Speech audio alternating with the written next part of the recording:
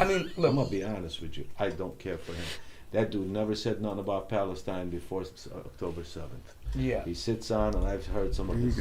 I'm sorry. Can you get the microphone towards you, bro? Yeah. He before September, before October. I always think of September because now we go September 11, October 7. September, so I wind up 7/11. Yeah.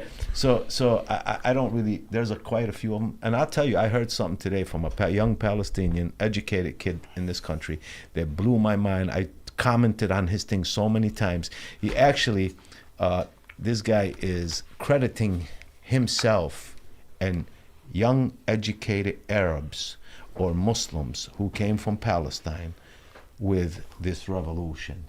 That I said, bro, I've never seen you on any social media advocating on behalf of the Palestinians. You think you going to get your education, you got your PhD, let's say, that is what has brought this on? No. That's not what has what brought this on. He's talking about how his family came, and then he's first generation, and they're educated, and this, like, he's taking credit for this stuff, man. And you ain't. I've never even seen your face on any social media.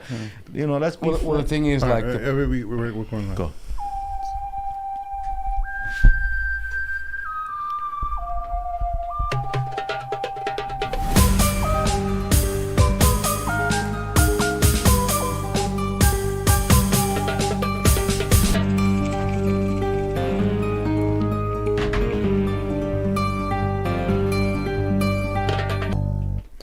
Assalamu alaikum and welcome to the Mad Mamluks.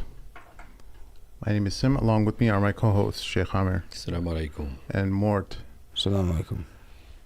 and our regular guest now, Imad Deen, Assalamu in alaikum. need of no introduction. It's How over. your brothers doing? It's over. You're here now. You're indicted, man. Indicted. It's guilt actually- by association is what they It's call it. actually an honor, and it's a privilege for you brothers to even have me on here. Allahu Akbar. I know. Yeah, it is our privilege. It's mine. We're the ones who are privileged because of Yeah. you. Akramakallah, man. Thanks for coming, brother. Saturday afternoon. We just want to keep busy, the momentum alive, man. Got to keep the fire alive. Got to keep the momentum alive. Because, you know, like we were just talking about how a lot of people want to jump on the bandwagon, Yeah. right? And so, you know, us old folks need to reclaim that throne, you know what I mean? We've been putting that work in since the 90s. But I think the Yes. generation that we come from, we're willing to say certain things, inshallah. Like, we went to rallies before rallies were cool. You know what I'm saying? We were in kafiyas before the Americans were doing it after 9/11. Like, we were wearing that stuff. Yeah. You know, and I'm sorry. I was about 13 years old, and they did a thing where my dad came to me one day and said, "You're going to, you know, this the kind of guy, you're going to Washington D.C. There's a rally down there for Palestine." This was like 1981. So they picked us up in a bus from UIC, right there on Halsted. Yeah. And Halsted, and we went to Washington D.C. I went down there with just a group of Palestinian kids and a couple of grown-ups, and we drove down to D.C. This was like 1981 or something. And I don't go to too many rallies, to be honest with you. I have like this anxiety thing of big crowds, you know, and sometimes I'm not really too. I don't think some of the people speaking should be speaking. I think some of the people who don't have a voice should be speaking. Everything becomes politically correct in the way you talk, and I don't think these are times, or with the Palestinian issue or any Muslim issue, whether it's Kashmir, whether it was Bosnia, whether it's Sudan, anywhere. I don't think the people that speak upon these things should be speaking in a way that's supposedly politically correct. You know, one thing I will say this much. I'm kind of in the same boat. Not because I have a problem with crowds, but I'll be honest with you. I don't know about now. I haven't been to too many of them lately. But after like the 90s and the new generation, like the 2000s, there was a shift in the environment at the rallies. Like, it was a bunch of different groups that wanted representation, and they would hold their own slogans and banners. And I guess, simply put, the vibe before, like, this new movement it was all about Islam and Muslims. That was the main thing. Like, hey, this is Muslim land. You're taking Muslim blood. We Muslims are not going to stand for that.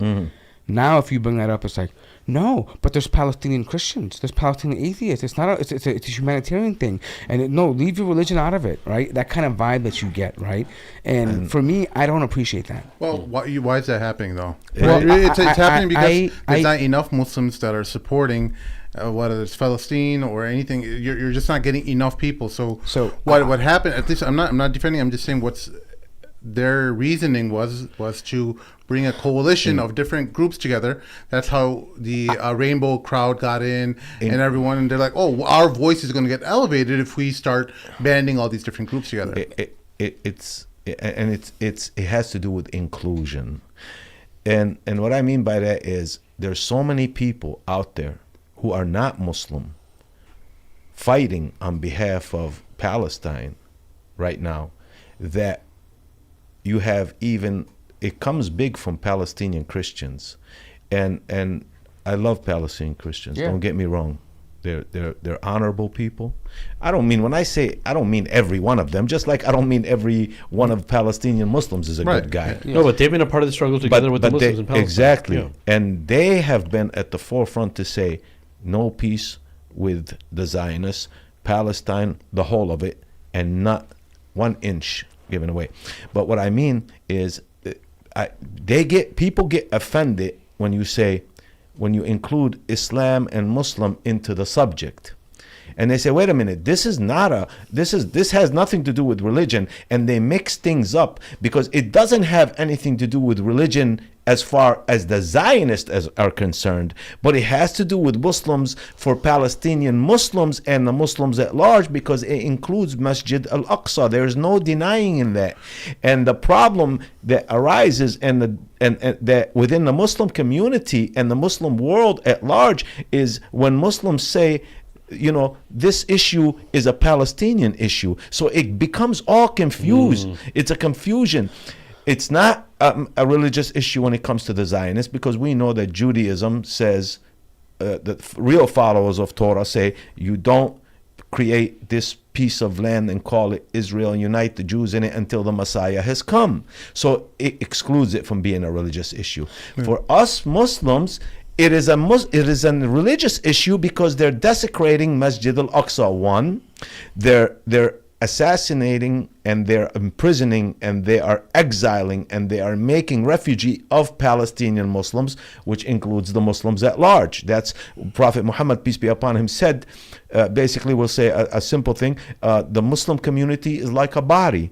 When the arm hurts, the whole body hurts. So you treat the arm, you treat the whole body.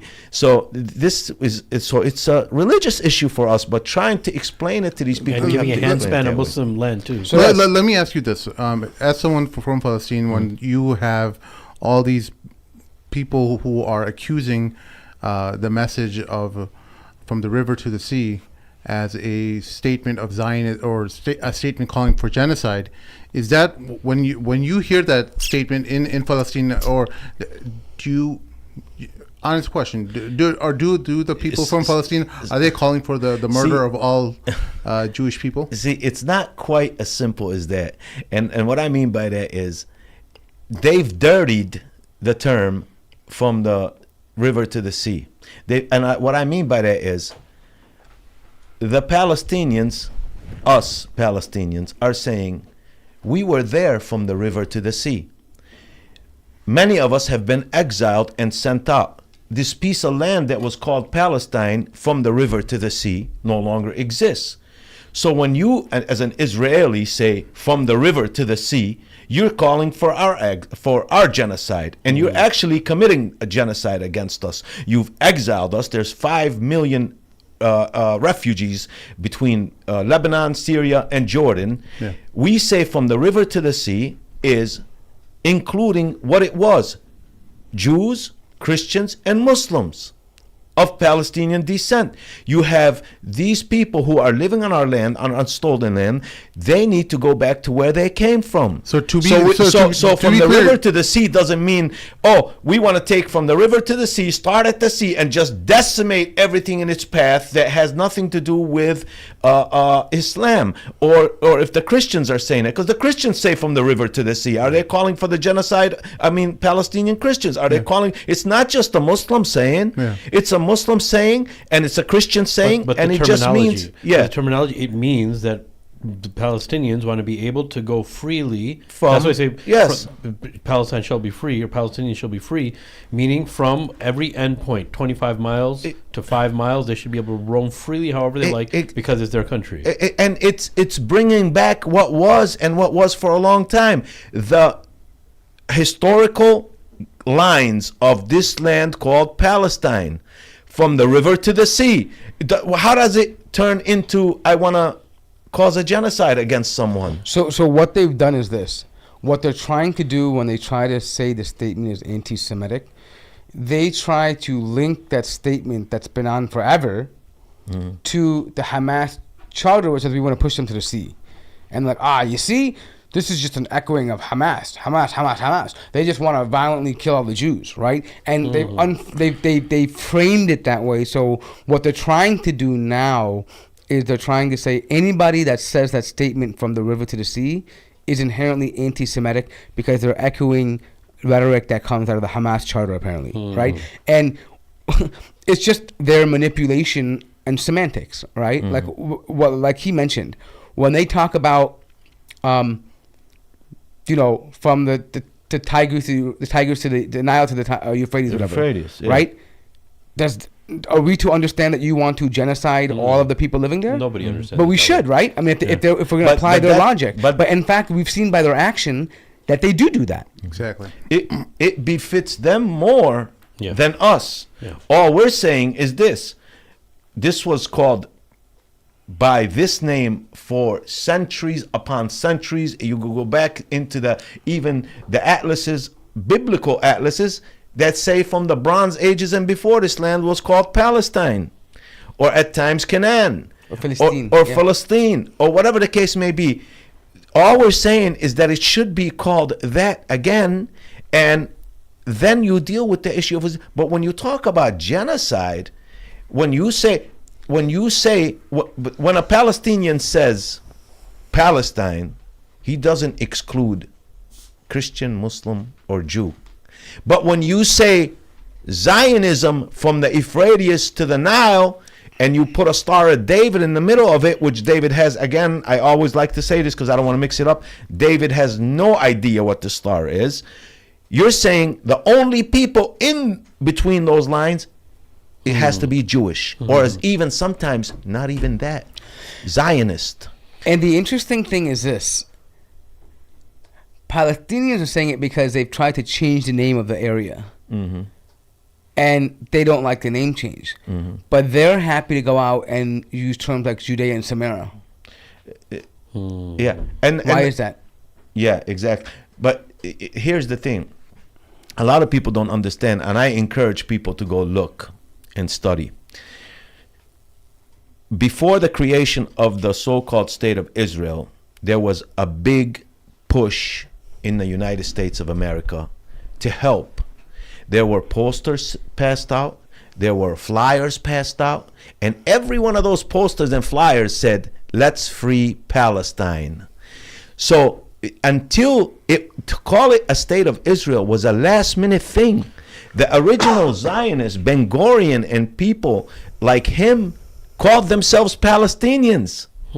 They said they were going to take over this thing called Palestine and call it Palestine and free Palestine. Free it from who? Free it from the Palestinians, but they called Arabs at the time because the Palestinians obviously speak Arabic, and we are Arabized Arabs. We've already been through that. So they call. I have posters in my book, My Land Palestine, that show these flyers they were passing around that said "Free Palestine," "Free Palestine," and give it to the Zionist. I don't like using the word Jew because somebody can say, see, they're being anti-Semitic. And that's ridiculous in itself because I'm a Semite. I'm a true Semite. Benjamin Melanowski or Melakowski is not a Semite. That's true. Shimon Peres is not a Semite. Golda Meir is not a Semite. Most of the government officials that are there right now are not Semitic. That's crazy. Okay? They want to include themselves because they speak this language that is actually not totally Semitic. That's put together by 3 different languages, and yet they're more Semitic than me. And let's say you are a Semite, and I am a Semite. Who's a worse Semite? One who exposes the injustices being committed by one Semite, or one who murders and imprisons and exiles another Semite? Who's a worse anti-Semite? Deception. Right. But they've always said that we have a thing.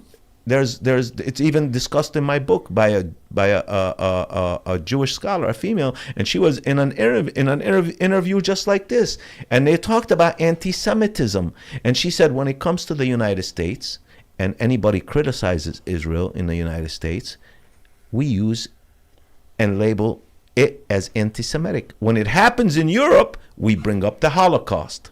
So for Europe, it's the Holocaust. For the United States, it's anti-Semitism. In order to stop people from exposing and talking against the injustices and the genocide and the war crimes that Israel is committing. Yeah. When you spoke about that, I wanted to it kind of just brought something to my memory that I remembered and I found it. I just want to play it real quick and you'll see what I'm talking about. This is Golda Meir, okay? What difference is there between Arabs who were on this side of the Jordan and the other side of the Jordan? Arabs in the East Bank and the west of the border of the West Bank? I mean, when were Palestinians born? Listen. What was all this area before the First World War? When Britain got the mandate over Palestine, what was Palestine then? Palestine was then the area between the Mediterranean and the Iraqi border. You say there was no such thing as East Palestinian? and West Bank, no. East and West Bank was Palestine. I'm a Palestinian. This is Golda Meir.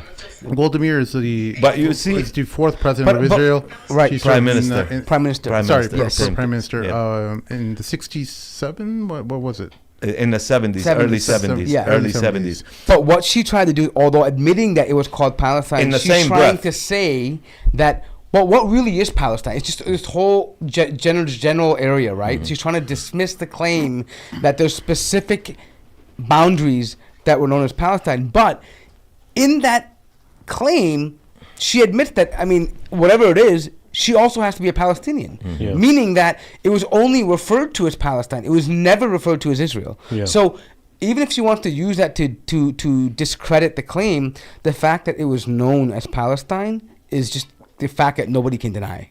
Yeah, dude, you know what? So many things have surfaced. Amongst it is like historical lessons that people never would have thought about researching. The other is, look, people's worlds have been turned upside down because of this. And I'll tell you what I mean by that. Not just because of the genocide and the conflict that's occurring. The word terrorist has a different meaning now. Yes. People's world has been turned upside down. Like, what is actually a terrorist now? The word Holocaust has been used and abused just since October 7th so much that people, not even Muslims, they're just sick of hearing it and people just dangling and using it as a bully tactic. And another thing that surfaced, I hope you guys don't mind me bringing this up. Yeah, before we get there, though, Yeah. I just want to point something out because I think Please. it's really important. But just to keep in mind, this idea we talk about with Palestine, Zionists will always bring the argument of, what is it? Our ancestors were there. Our ancestors were there. We have archaeology, right? What they're effectively doing is they're saying that they're willing to go back in history, but only to a certain time in history that suits the narrative, right? Why is that important? Because that's exactly what they do today. When we have the current genocide, they only want to go back to October 7th. They don't want to talk about anything before October 7th because it implies that they are guilty of something. Likewise, the same thing they do when they talk about the Israel-Palestine as far as the land, they only go back to a certain point in history. Yeah. Because if they were to go beyond that and provide context, it's an implication of guilt. Anyway, so now, but yeah, go ahead. And I think because you were talking about redefining things, bring it out. What is a terrorist right now? Yeah. So when Osama bin Laden's letter was discovered, of his letter to America, when people read it, and I think we're going to get into that today, but when people read it, they're literally like, my world has been turned. Some of the people that were born in that era, they're like, everything I ever believed. You guys probably saw the clips. Everything I ever believed, I just don't know what to believe anymore. My whole world, like imagine somebody in that situation that fully believed everything about 9/11, this whole culture, constantly just embedded, and now all of that has changed. So I think what's happened is that, first of all, we talked about this before, right? Allah has put the stage on. For years, for 5-6 years, everything is fake news, fake narratives, fake this, fake that. Then you have a Generation Z who grew up at the tail end of that 9/11 era. They probably didn't even witness the towers. Some of them were too young to even see that. But they grew up with the narrative that this was done because people just hate us. Yeah. They just want to put Sharia law on you, or they hate women's rights, right? But the idea that they have to question even the Israeli narrative and everything about they've been told about it, and the media is being fake, they ended up going and saying, well, let's really look back at 9/11 and see what happened, right? Let's see what it is. And they uncover this letter. And what they find is that they don't find a wording in the letter just being, hey, we hate Americans because you have freedom, or we want to bring, Sharia to your land, or we hate that you have uncovered women. No, rather they find the reason why we're attacking you is because of the years of attacks on Muslim areas, and Palestine being a central issue in that, right? Meaning that it was the opinion of the writer that all these tertiary issues, right, or secondary issues were centered around Palestine, right? And because of that, because of the idleness of the Western world in standing in front of their rulers and saying, stop this, right? He mentions that this is what's going on. And then he mentioned things like, at that time, like things about, this is draining your economy. Yeah. It's not going to end well. You thought it was going to be 6 days, and it went to 6 months, and it's been 6 years at that time, right? So he's saying this is draining you out, and for what? Your causes like your environment, your climate, things that you've been, and he draws parallels. He says, look, you guys need to free yourselves. Don't worry about freeing other people, because just like you freed yourselves from the grips of British capitalism or British businesses and control, because we're talking about like the British East India Company, and then the empire itself acting as they formed businesses, right? This happened in Canada and things like the trading ports. So he's saying, instead of that business now oppressing you and running your government and forcing your politicians to behave a certain way, you have a different business, which is Israel now. Israel is making your politicians do all these things and is making you send soldiers to kill your children, draining your economy, killing the things you care about, like, for example, the environment and all these things. And he even goes on to reference people like Thomas Paine, who are, like, these are the pioneers of this experiment in America. They talk about democracy and enlightenment and liberal, like these values, right?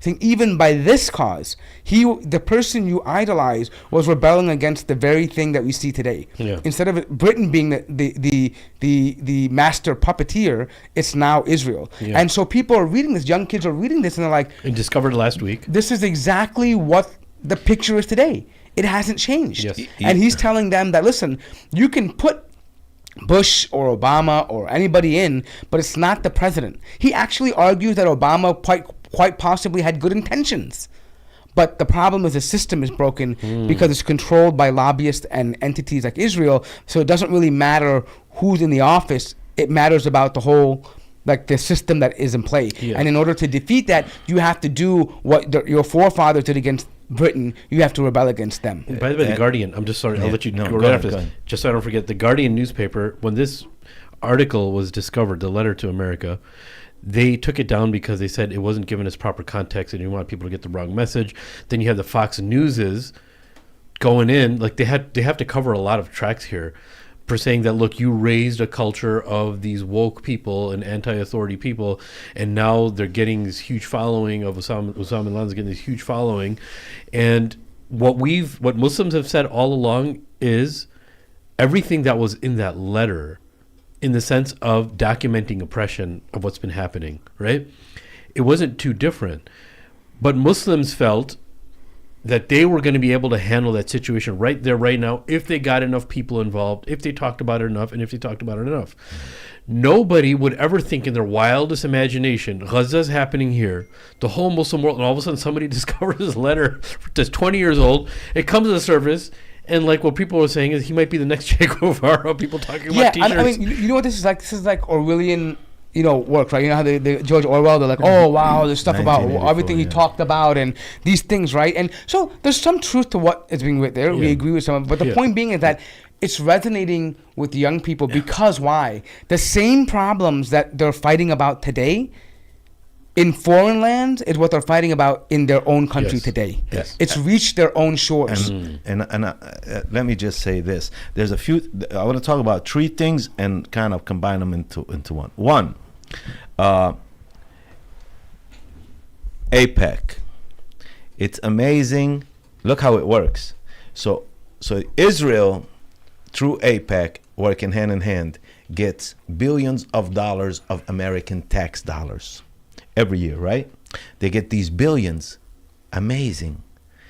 When you talk about APEC paying off American politicians, American tax dollars go to Israel. Israel hands them off to APEC. American tax dollars pay off American politicians. See how we work? So we pay off our own politicians with our own money to run policy and make policy that is favorable to Israel and unfavorable to Palestinians and Muslims and even Americans within the United States of America. That's one. Two, when you talk, Sorry, go ahead. when you talk about they want to go back and make themselves indigenous of Palestine and that they were there and that is their land, you have a problem. And that problem is Abraham. They say, our father is Abraham, and this is our land, and he was a Jew. And this land belongs to him because he was a Jew. We have a problem because Abraham was not born in Palestine. He was born in Iraq, in Ur. So he's not from there, so you're not indigenous from there. This particular thing. The last thing is about this letter, is this letter was always there. But you mentioned something. You said the Fox News.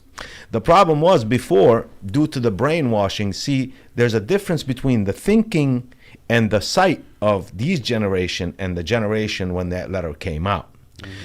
That generation had been brainwashed so much, it was gung-ho into, rather than looking at the letter like this, they were looking at Fox News like this, and Fox News was interpreting the letters for them. So the letter could say, I owe you money. Fox News said, we owe you money. So they left it to Fox News, CNN, and all that to interpret these things. They never even bothered to look at what the letter said. Or even if they did look at it, they couldn't comprehend because of the state of mind they were in. Yeah. This now is different. And I tell you, and I'll keep saying it, I was listening earlier to a young Palestinian, and I mentioned it earlier, where he actually thinks because he's educated, he's the one that caused this revolution. You didn't cause this revolution. I've never seen you on any of the social medias talking about the plight of Muslims or Palestinians or any of that. What has changed and caused this revolution is social media and the ability to get something that happens in Kashmir, in Palestine, in Bosnia, on the air, in seconds, to tens of millions of people to see.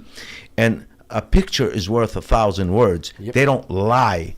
It might be deceptive if someone staged it, but these are things that happen instantly, and there is no staging. So the people have changed based on social media. I wanted to show the listeners just ahead. a bit about what we're actually talking about, because a lot of people don't even know why we're talking about this. So these are a few random clips from TikTokers who read the letter to America by Bin Laden.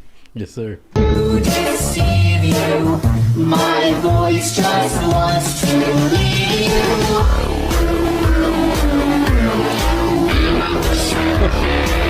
Life does not. Oh my God. Oh my God. Deceive you, my voice just wants Finding out we got him while I was in service in 2011, and now reading his American letter.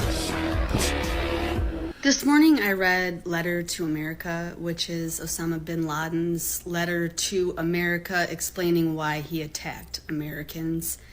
And I am ashamed to say that I not only have never read this letter, but I didn't even know this letter existed. It's wild, and everyone should read it. If you haven't read it yet, read it. However, be forewarned that this has left me very disillusioned, and I feel the same exact way I felt when I was deconstructing Christianity. I feel a little bit just confused, like I have entered into another timeline. What is this? And yeah, so go read it. So I just read A Letter to America, and I will never look at life the same. I will never Look at that. That really happens to this people. country the same. I will never. That's what I'm saying. It's a Please read it, and if you have read it, let me know if you are also going through an existential crisis in this. How very crazy moment. is that? Because When I the saw that last part, 20 if you can pause it real minutes, quick. my entire When I saw that part, I realized, look, we've been through it. We knew what was happening. We knew what the problems were. We didn't believe in the terrorism thing. We were kind of like the victim in that situation. Yeah, we'll comment on that thing. I'll just Yeah. continue on. I want to see the rest of it to see what people are saying, because I want people to really feel it. on the entire life I have believed and I have lived has changed. Please letter. read that entire letter. I need everyone to stop what they're doing right now and go read. It's literally 2 pages. Go read A Letter to America. And please come back here and just let me know what you think, because I feel like I'm going through like an existential crisis right now, and a lot of people are. So I just need someone else to be feeling this too. I need you to stop what you're doing and go read A Letter to America. It is literally the craziest thing I've read in a while. And while I can't say that I'm that surprised, I am pretty shocked. So go read it and tell me what you think, because I really also need to talk to other people about this. And actually, before you even read the letter, I did want to mention, in reading the letter, I could only think of this tweet that I saw the other day. Under settler colonialism, any kind of resistance is branded as terrorist because the only acceptable violence is violence by the occupier. So this is fucking insane. I just read Osama bin Laden's Letter to America, which I will be going through right here, but it's actually so mind-fucking to me that terrorism has been sold as this idea to the American people, and honestly just so many Western inhabitants within certain nations, that this group of people, this random group of people, just suddenly wakes up one day and just fucking hates you, just wants you dead, wants you gone, and this is all because they believe that they're better than us. Like, that is the root of terrorism. It doesn't make sense. They just hate your fucking nation. But reading this letter, it becomes apparent to me that the actions of 9/11 and those acts committed against the USA and its people were all just the buildup of our government failing other nations in majority of these situations. And this letter was insanely eye-opening. I really urge everybody to Google and read it, because I thought that I had quite a lot of media literacy, but this takes it to a whole nother fucking level where I was just like, holy shit, like propaganda is genuinely so deeply embedded into our fucking DNA. Read A Letter to America. You're probably waking up. You probably have a lot of questions. Welcome to the club. But we don't have a lot of time to sit and talk about everything, because there's still so many puzzle pieces that we just do not know about. Go read A Letter to America. Like, seriously, go read it. Type A Letter to America in Google or whatever you use, then come right back. Have you noticed this makes something? a lot more sense. It explains so much. And I guarantee you it's going to blow your mind. And let's talk about it. So go read it, come back. Whew, it's a lot. It's a lot. Hey. Are you even paying attention to me right now? I read Osama bin Laden's Letter to America. The way this letter is going viral right now is giving me the greatest sense of relief. If you're Muslim and you've lived in the US since 9/11, you know more truth than the typical citizen. Now it's all coming to light because of Palestine. Hey. Hey, are you even paying attention? All right. So Yes, you were saying? now have you the noticed- reception of this letter by Palestinian activists is terrifying them because they're thinking that this is going to be used against the movement for Palestine, against them by the right wing, that or by certain elements of the right wing of this, by the Zionists, that hey, look, these are all nut jobs. That are you serious? You want to be in league with them?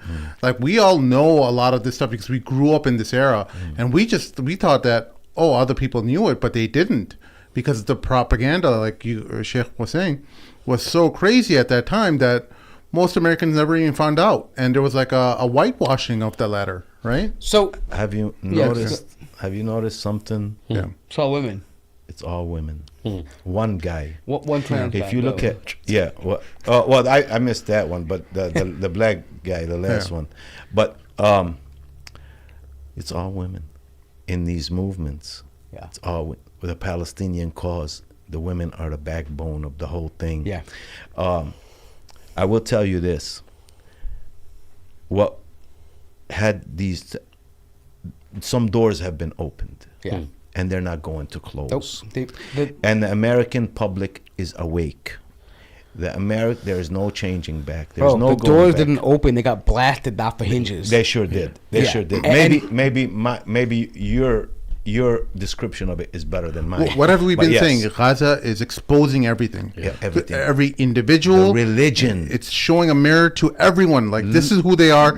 This is who the personality that you like, that you looked up to. Look how silent he is. Look how he can't say a word in support of the Palestinian movement. So one thing I wanted to say was this. People probably heard me chuckling, right? I'm not laughing at these people. What I'm laughing at is the idea, like, it's like this vindication, right? Like, and it's not that I wasn't in the boat that I think I wasn't shocked that people didn't know this information when I was there. I knew they wouldn't know it. We saw the propaganda on news.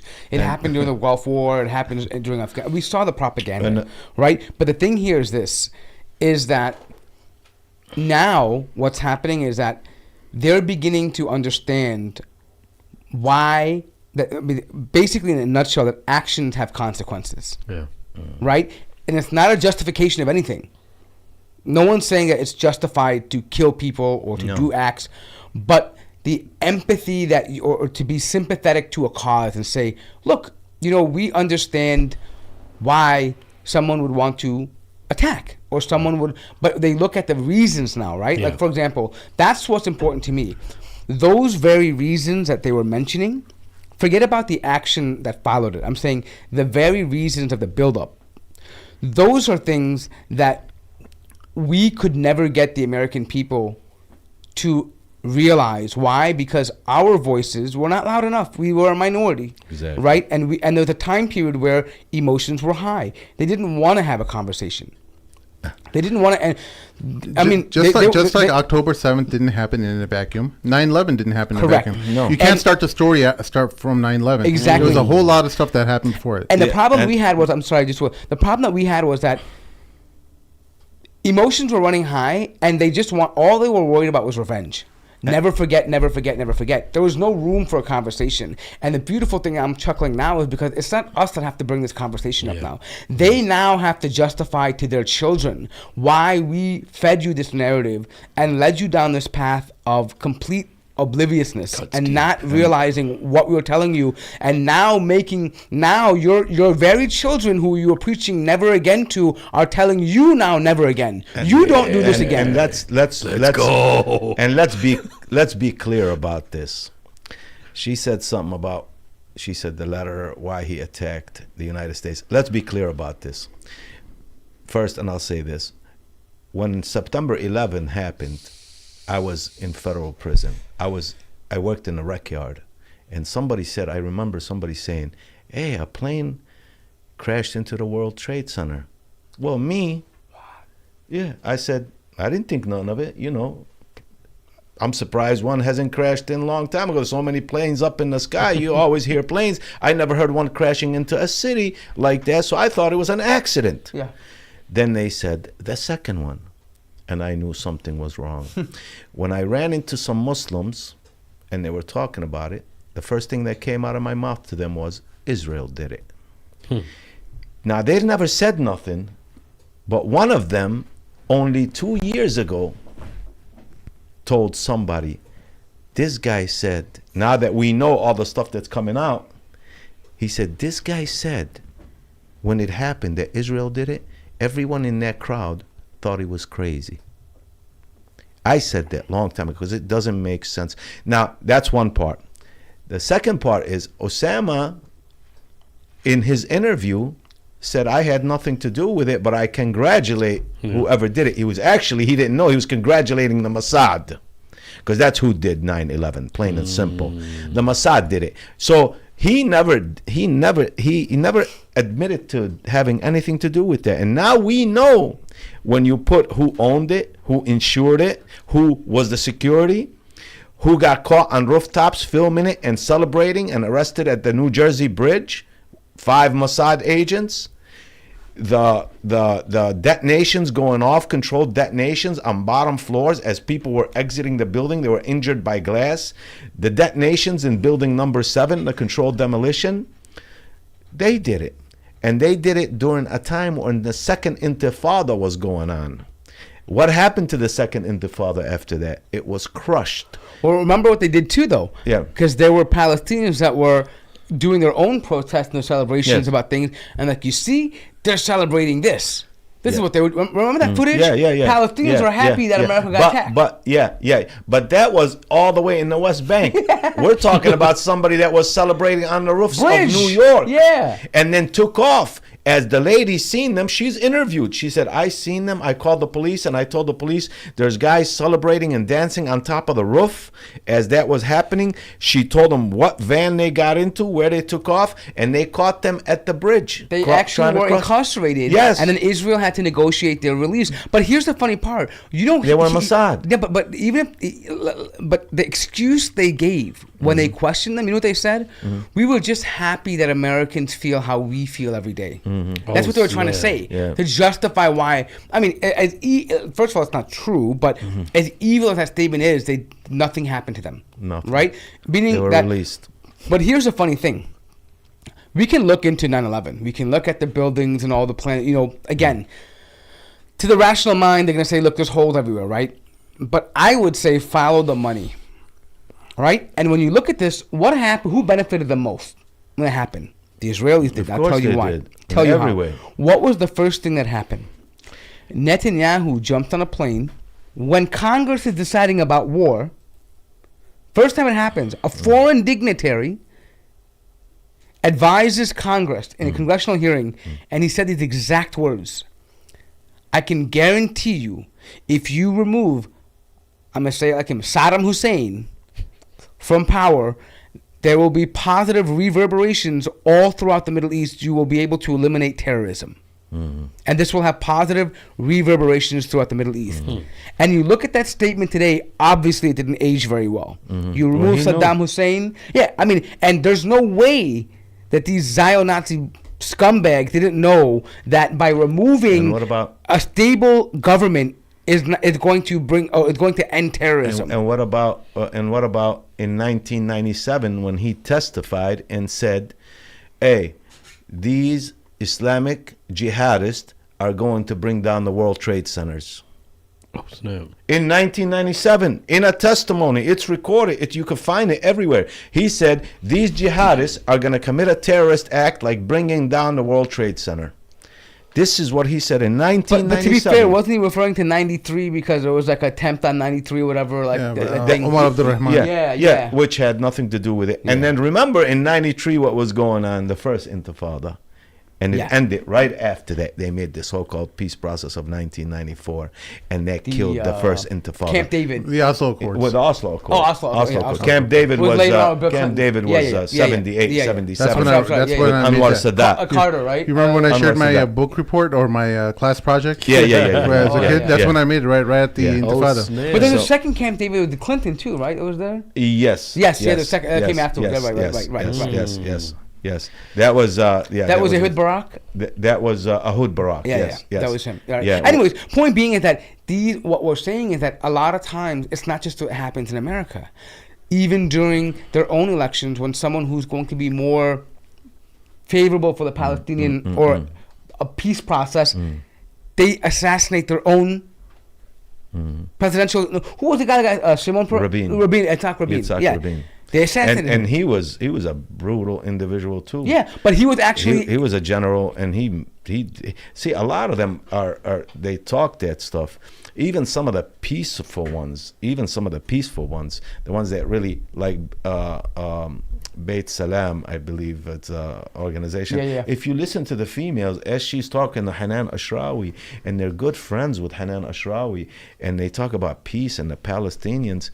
When it comes to Islamic movements, they have no problem saying terrorists. They despise them. They despise them because, see, this whole thing, like I was watching on TikTok, a brother from Canada, a European from Canada, a white individual. He was talking about, have you thought to yourself why these empires are so obsessed with attacking Islam? It's all about Islam. And when I say Islam, it's about Sunni Islam. The only thing that has not been corrupted and destroyed. Forget people. And don't say Muslim governments, because those are not Muslim governments. Those people have nothing to do with Islam. But the religion itself, when you talk about Quran and Sunnah, there's no corruption in it. It still talks against riba. It has all the rules. It's still intact. And this is what they would love to destroy and get rid of, because they've already subjugated everything else. That's such a deep I mean, we could explore that as to why. I mean, I would love to, but I think it just would totally take us to a different conversation, because it's not even, and I mean, but I just want the listeners to know that in and of itself is something, if you don't know, if you're not aware of why that is, why they feel about that, and why certain systems we have in place are in place because they are afraid of what that would mean if people were to adopt Islamic principles. Exactly. That's how pure it is. But coming back to the subject itself, right? When we look at all these events that are happening now, right? It's funny because I feel like this letter that came out, for a lot of times, for people, they heard the narrative. They heard Fox News. I call them Foxy News, right? Because it's always like sexy for them, right? They love seeing all this anti-Islamic stuff. But anyways, they heard all these narratives. They heard everything. They heard the government tell you this. But back in the back of their mind, it still didn't make sense. Why would someone do that? What would compel them to do things like this? Why are they so? They're just they're anti-American because what? They don't like the way we live. No, yeah. They don't like freedoms. They don't like women freedom. But wait a minute. Like, Pakistan had the first female prime minister before America did. So what are you talking about? Wait, Lebanon is kind of free. The women don't have to wear hijab there. Paris is the Middle East. Yeah. And then so what? So because what, you're Christian? No, I mean, we have Christians in Jerusalem, right? We know that, and there's Christians in Syria and Lebanon and Egypt, right? We know there's Christians that are there. Yeah, Jews. Well, there's Jews in Iran, right? There's 30,000 of them, and they're living. So can't just because you hate the Jews, right? Okay, well, what? Maybe you have freedom fries? Like you hate ham? No, I mean they have potato. I mean, it doesn't make sense to them. And now with this letter coming out, they're like, okay.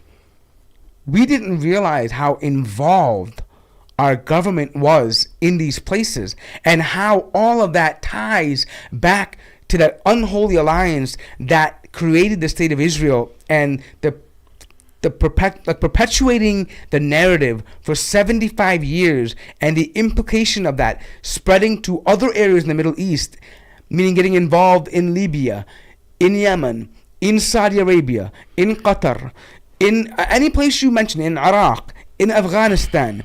This is something, and to be honest, that starts in the 90s, in the 80s, right? Let's go a little bit further back. This is not new for the world. No. This is after they got done with Latin America, Nicaragua, Panama, Cuba, right? This is when they start. I mean, this is when they start going down the rabbit hole. They realize, wait a minute, America has almost been the aggressor in every single conflict it's entered. Almost over 200. So check this out. You know what I heard from a little kid? Dwayne "The Rock" Johnson. He's like, involved in Hawaii and all that kind of stuff. Like, imagine little kids saying that we had a volcano in Hawaii that's a part of the 50th state, and the citizens there are getting $700 because of the damage that happened to them. And America accidentally sent Ukraine $6 billion.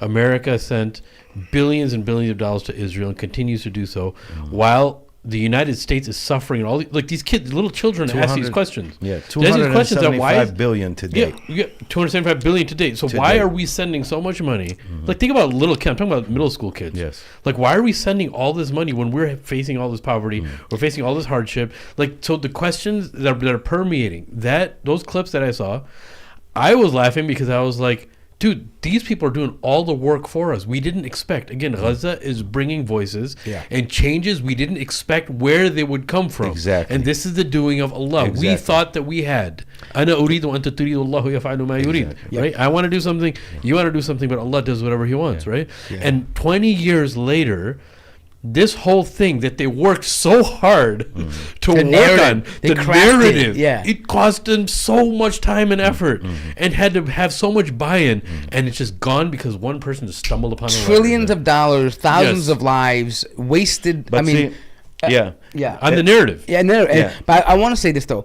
So, keeping that in mind, this might be a nice way to segue into what we were going to mention earlier. And this is connected to it. The Al-Shifa hospital, right? Meaning that, why is it connected? Because now that people like this are reading these things and re-looking, reanalyzing the past, there's this extreme distrust for anything the government tells you. Exactly. And so when they see Al-Shifa, now, if you look at it, you have to know that the Israelis now are definitely feeling the pressure of social media. Why? Because traditionally, the Israelis never had to provide evidence for anything. Now they have to come out with videos. And they're so inexperienced at it that they're goofing up. Like, for example... Because they're so used to making up stories. But so we can talk about just if there's many of them, people can go into it. But first was the Rantisi hospital, right? Supposedly there were, tunnels, but they were actually water reservoirs, right? Then there was a large entrance to a cave. American engineers are like, nah, man, I work on elevators. That's an elevator shaft, bro. What are you talking about, right? Then they're goofing up the names about, Then they're showing a laptop that belongs to actually an Israeli soldier who was missing and taken and then released. Exactly, but before that was in the modern one, right? So we're talking about now, and then back to the tunnels. Swiss tunnels. One second. Before the Rantisi hospital, before we move from that one, the third thing, they goofed up, this idea, the calendar, right? That was hilarious. And the funny part, if you really look at it, even the way they wrote the Arabic was the wrong way, right? Because they should have known that's like how Hebrew's written. From right to left, right? No, it was written correctly. He read it the wrong way. Yeah, that's what I'm saying. He started reading from left to right. That's what I'm trying to say. Exactly. He read it the wrong way. They wrote it the right way. Yeah. He read it the wrong way. That's what I mean. Like, he was reading it the other way from left to right, like you would read English, right? But then, so that happens. People are laughing at that. Like it's a mockery. Yeah, like Zollywood, right? So that's my nickname for it, Zollywood, right? But then what happens is, then you have this lady who's a doctor who ends up saying, I'm at Al-Shifa hospital. You don't believe what they're doing. And first of all, total Israeli accent on the English, right? But then you hear her speaking Arabic. Ya Allah, itla min hon, itla min hon. And anyone who understands her knows that that's not how people speak, right? Meaning that you can't pronounce the ain and you can't say the ha. We know you're Israeli. Who are you fooling, Ahmara? We know who you are, right? And then the thing is... Then they exposed her Instagram page. She's her an actress. Husband, everything. Yeah. So now they've become the mockery of the world. Exactly. Now everybody, have you seen how many people on TikTok? Here's a Hamas tunnel right here, and a lady showing her stairs to the basement. Here's a calendar, a Hamas calendar right here, and it's some. So they become a mock. They're mocked. They're a joke. No, they even said that the Gazans were putting on makeup. Right? Yeah. And that's the funny part, right? Because they were trying to mock the Gazans for dying, right? And now the world is mocking them.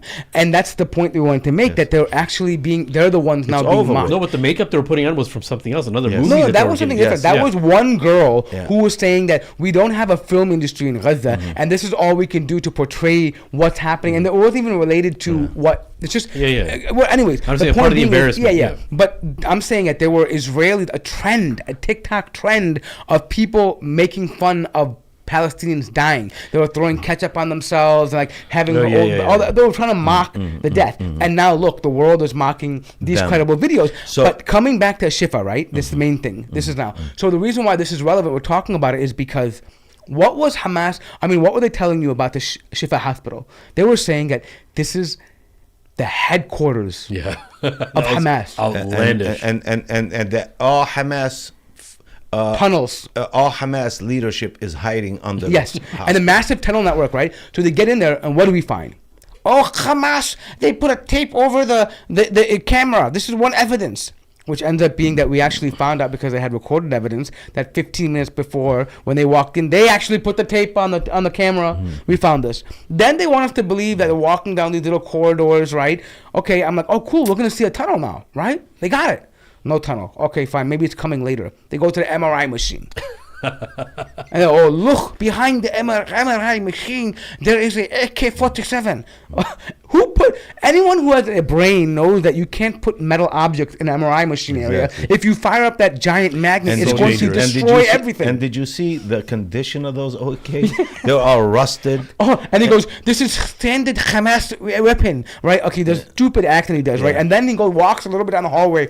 This is what we call a Hamas go-to bag for one Hamas soldier, right? And he's opening, and it's nearly opened. By the way, this is the bag we opened. We didn't it wasn't like this. We opened the bag to show you. Like this stupid thing, like no one believes it. And even if they had weapons that were genuinely from Hamas, it could have been patients that were being treated over there because they're coming from a war zone. Their doctors don't refuse. But I mean, if somebody invades the U.S. right here, and there's military roaming everywhere, and you mean to tell me some soldiers grab their buddy to take him to the hospital, they're going to say, wait a minute, let's leave our weapons at the base and come running over here without... There's weapons. So I agree with you 100%. If you don't mind, I'd like to address something real quick about the comments. I want to say to the...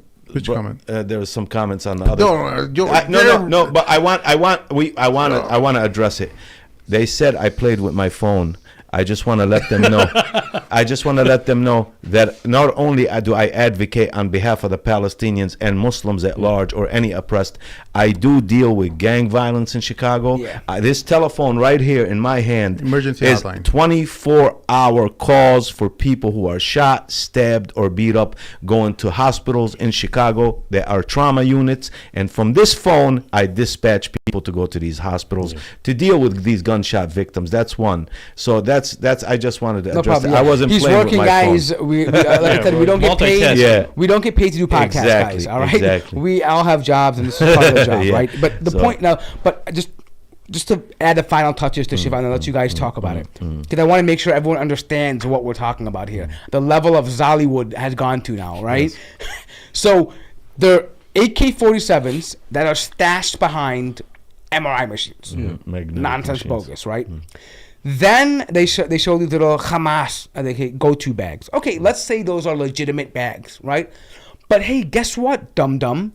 This is supposed to be a major headquarter. You're telling me you found only two go-to bags in a headquarter for Hamas of 40,000 people? You found two go-to bags. Okay, big terror, big explosive news you found for us, guys. You were bombing for a whole month, and you found two go-to bags. Wonderful, right?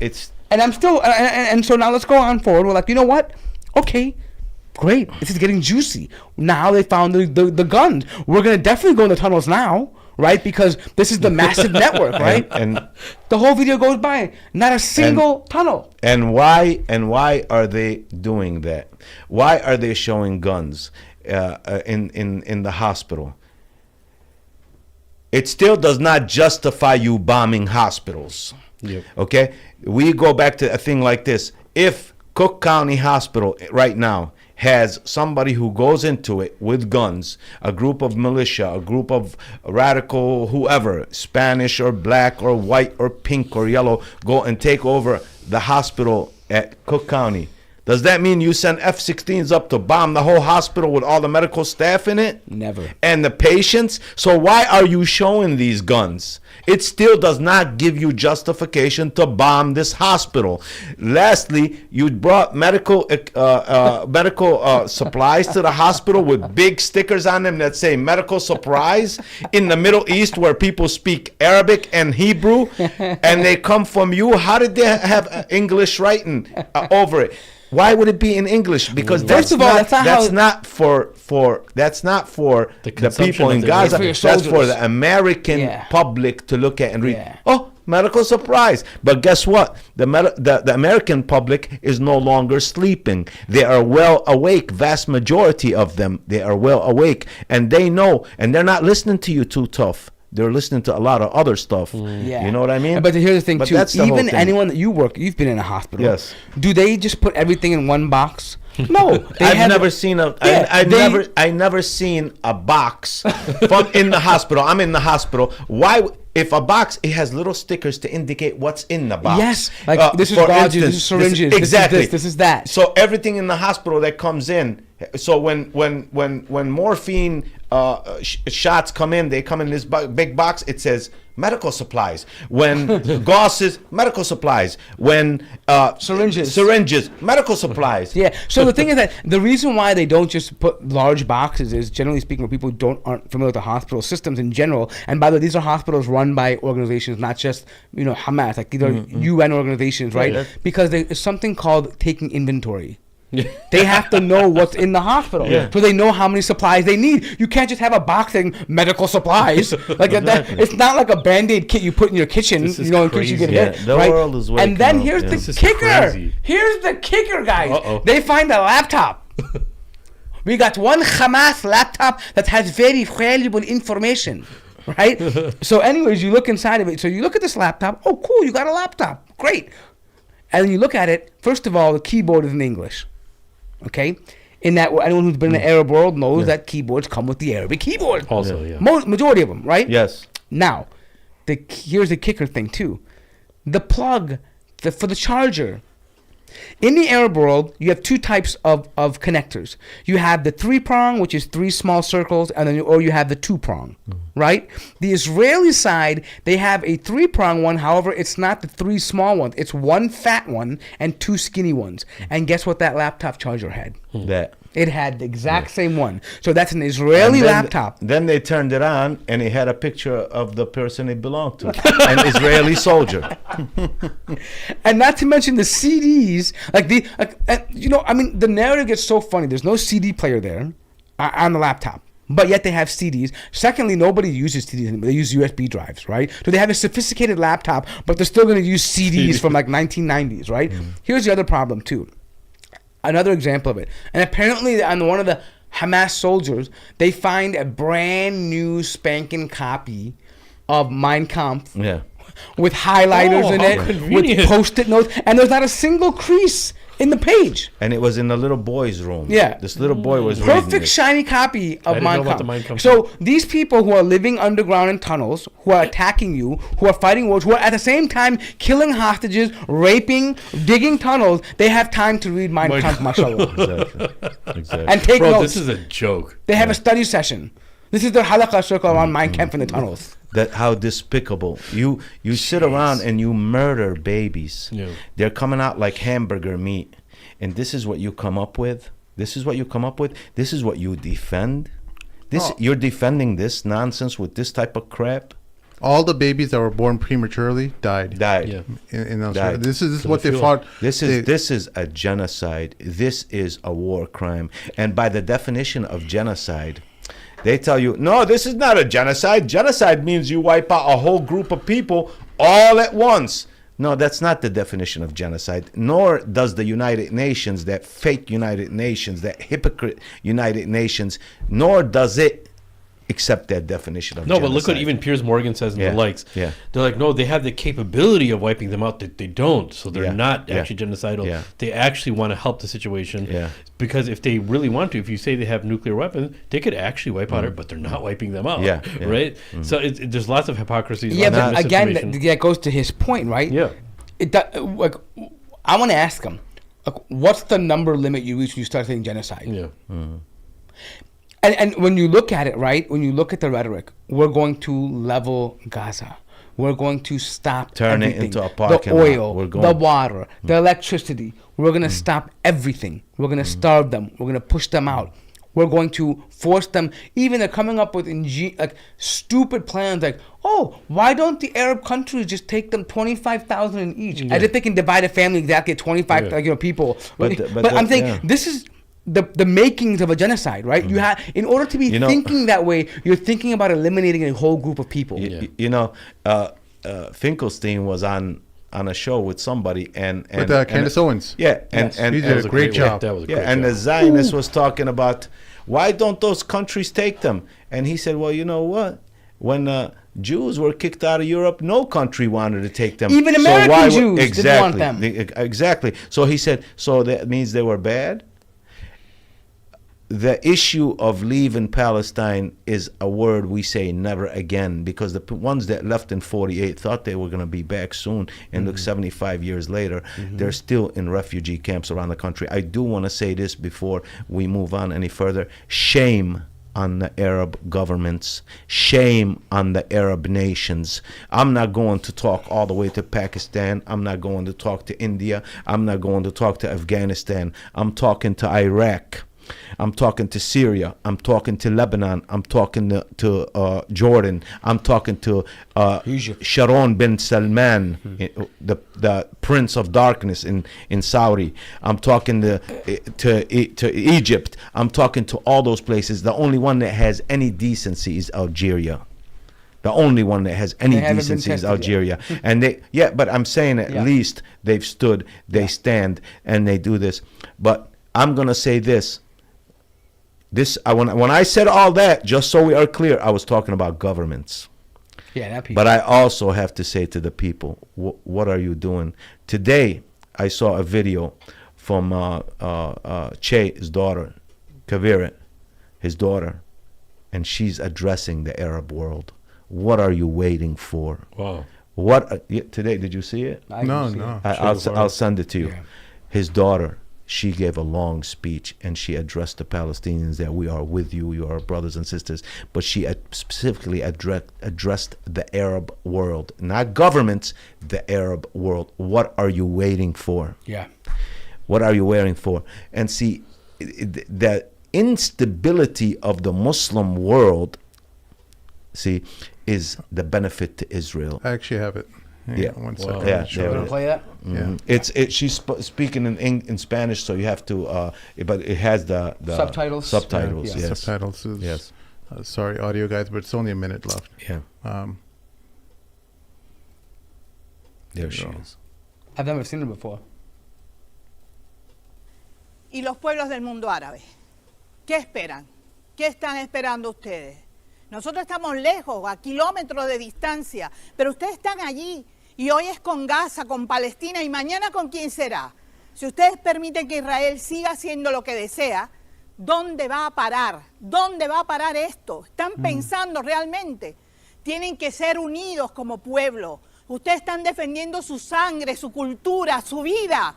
No pueden olvidar eso nunca. No pueden olvidar eso. Wow. A los hermanos palestinos, siento mucho la distancia. Quisiera estar junto a ustedes. Me parece que ese es mi lugar, realmente. Porque la solidaridad no es solamente hablar o decir, la solidaridad es hacer. Y yo soy médico. Puedo estar allí, debo estar allí. Cuenten conmigo en cualquier momento, cuando quieran. Puedo estar junto a ustedes, de verdad. No importa la vida, lo que importa es que seamos firmes y realmente solidarios unos con otros. No puedo hablar simplemente de amor y de respeto. Tengo que hablar también de fuerza, porque ustedes, como pueblo palestino, hoy están llevando a la práctica lo que dice mi propio pueblo. Patria o muerte. Pero nuestra palabra final es venceremos. Y eso es lo que esperamos que ustedes hagan. Vencer, siempre vencer. Wow. Adelante, hermano. Hasta la victoria siempre. Wow, That's powerful. Awesome. That is really powerful. Events are back, you guys. That is really powerful. Like to see someone with such determination and such ferocity, right? Like she's trying to. You can tell she's doing this to also motivate, to boost their morale. To the hey, you're not alone. Yeah. We've been through this before, right. and we know you just have to persevere. Yeah, dude. Yeah, that's pretty tough. Yeah, it is. It's not often that you see someone in the outside the Muslim world. She said exactly that can echo exactly how people in the Muslim world feel. Yeah, she actually ended it with what her father said walking away in the United Nations. He said, you know, so the thing is, I feel sorry for the Muslim governments. These are not, I hate to say Muslim governments because they're not Muslim governments. I really feel sorry for them. And did you see, do you since they don't like for me to mention Iran, I'd like to mention it. Did you see? OIC. What's his name? What he said? Their president. About them not getting involved in the war. He said, "We're not going to get involved because you did it without giving us permission or forewarning." Yeah. So we're not basically gonna get you need our permission to do something. And I love this brother who said, and same thing with Hizb al-Shaytan in Lebanon, and I don't care who doesn't like it. If you want to tell me something about unity in Muslimhood, you better be able to understand that unity in Islam means La ilaha illallah Muhammadan Rasulullah, and all the other stuff is out the window. We don't have unity in Islam any other way. So these people talk about, with comments talking about Islam. So they did the same thing. Well, somebody,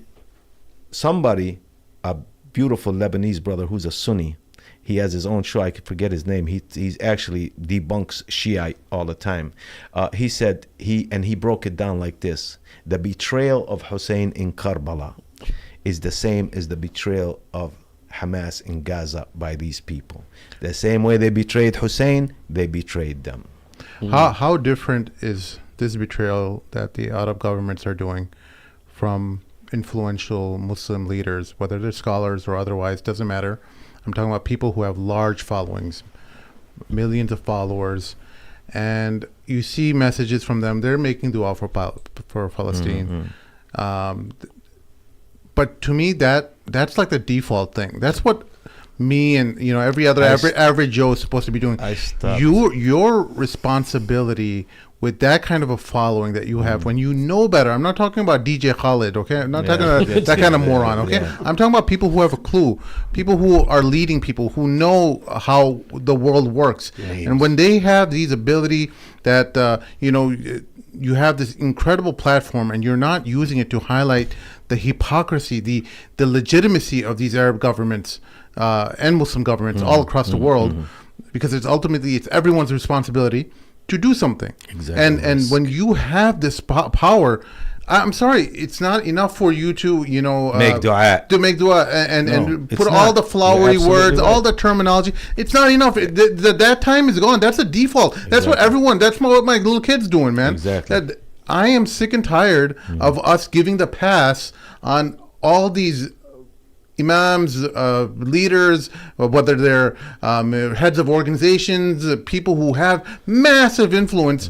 They can't. You're in the comfort of the West. You don't have to deal with the crackdown of a mukhabarat or the shurta of these secret intelligence agencies who will come down on you if you say something. You're in the comfort of America. Yeah, okay. The worst thing that may happen is you may not be able to go do Umrah or something. No, like that. Sim. What if somebody says? What if one of these scholars say that if I do that, they're gonna label me as a genocidal, terrorist, anti-Semitic, and my career's over? No, I'm not talking about anti-Semitic. I'm talking about our own people. I'm talking about Muslim scholars. No. How is it going to be anti-Semitic if you're he's saying if you call pro-Palestine, they're going to say, "Oh, you're pro-Hamas." That's what they're going to say. That's what he's trying to say. He's talking about against Arab governments. That's what he's talking about. Yeah, he's saying that why people in positions of power who have influence. I know what he's saying. He's saying why haven't the Arab governments here, or even at the very least, he's talking about individuals, right? No, but hold on. Yeah, but I mean, who have a large following. Wait, let's clarify. You're talking about just also the Arab government and also talking about the issue of Palestine, both, right? Ultimately, it's the governments that are propped up by. Look, no government has power out of a vacuum. Correct. Okay, every government has support structures, Yeah. people who are giving them legitimacy, Reinforcement. okay? Reinforcing. Yeah. If these people who all these people, whether they're in the West or in the Muslim world, whether they if they don't give them that power, that bit of support, legitimacy, legitimacy, they don't have legs to stand on. And ultimately, when influential people are silent, that is giving them legitimacy. That's complacency. Let me. So it's not different. When we criticize the Arab governments, there's also other support structures that we are legitimizing as individuals that we give credibility to, like whoever it is in the world that Malik Abdullah, whoever it is. But I'll tell you, I'll give you two examples. I seen a ridiculous thing, a ridiculous lecture or sermon by Hamza Yusuf, where he was whining like a baby, and he was going back and forth, and he said, I don't agree with the unaliving of innocent children. This is the same guy. So he was hitting both sides. Did he actually say unaliving? Well, I said, you know what? Okay. Look, I'm so used to TikTok, I have to say unaliving. Because on TikTok, on TikTok, I'm sorry. If you say kill, they will. The murdering of innocent children. He's talking about both sides. This is how ridiculous. You're a Muslim scholar, but again. Here's the thing. You're talking about a guy who went to the White House after 9/11 and got exposed. Look how sometimes you put trust in these people, and he went and told them that majority of the masajid in the United States teach their congregation to be radicals. And they put him out there. That's one. Now, I saw Mink the other day talking, and really I have no respect for him whatsoever. Mink is an Islamic scholar. I have no respect for him whatsoever. This is a guy, so I make comments every time he talks, and I say, why don't you go break fast again with that Zionist rabbi who talks about murdering and butchering Palestinian men, women, and children that you went and shook hands with and sat the first day of Ramadan and broke fast with him. So wait, I want to be fair, right? Didn't he come out and say, and I don't know the truth by, but didn't he come out and say, I was just invited there, I didn't know the attendee list or whatever it was? Really? I don't you just don't turn around and walk out? Yeah, you go and smile at him and sit down with him and break fast with him? Yeah. Imagine if that was like 2 years ago, right? Or last year? Yeah, last year or the year before. Imagine this, God forbid. I go sit down with this rabbi who's done something to your family, and you see me on TV. And I sit down and I come to you and you say, hey, me and you are brothers, we're Muslims. This guy he caused genocide against my family. I'm the only one left with my family. And this is the excuse I come to you. I didn't know until they invited me. I didn't know the guest list. Oh, but wait a minute. You sat the whole time with him. You smiled at him. You shook his hand. You, whatever, even didn't shake his hand. You broke fast with him. They're breaking bread, okay? No, let's say he honestly didn't know who the personality was, right? But when you did find out, you could have immediately said, hey, listen, hey, I'm sorry. I would never associate with someone like this who kills Palestinian people, my Muslim brother. Preaches. All right, that's still in the past, okay? Yeah. He issued videos and apologized. Okay, let's put that. But now let's see what he's putting up, okay? Yeah. Now this wasn't a coordinated attempt against Mufti Mank for listeners. It's just been brought up. So he's got what? Let's see here. 10.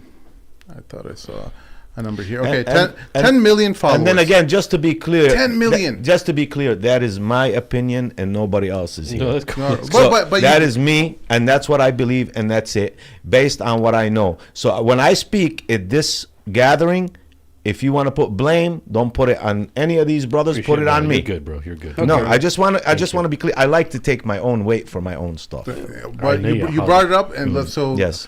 Let's look at his tweets. Okay, he's got 10 million followers. All right.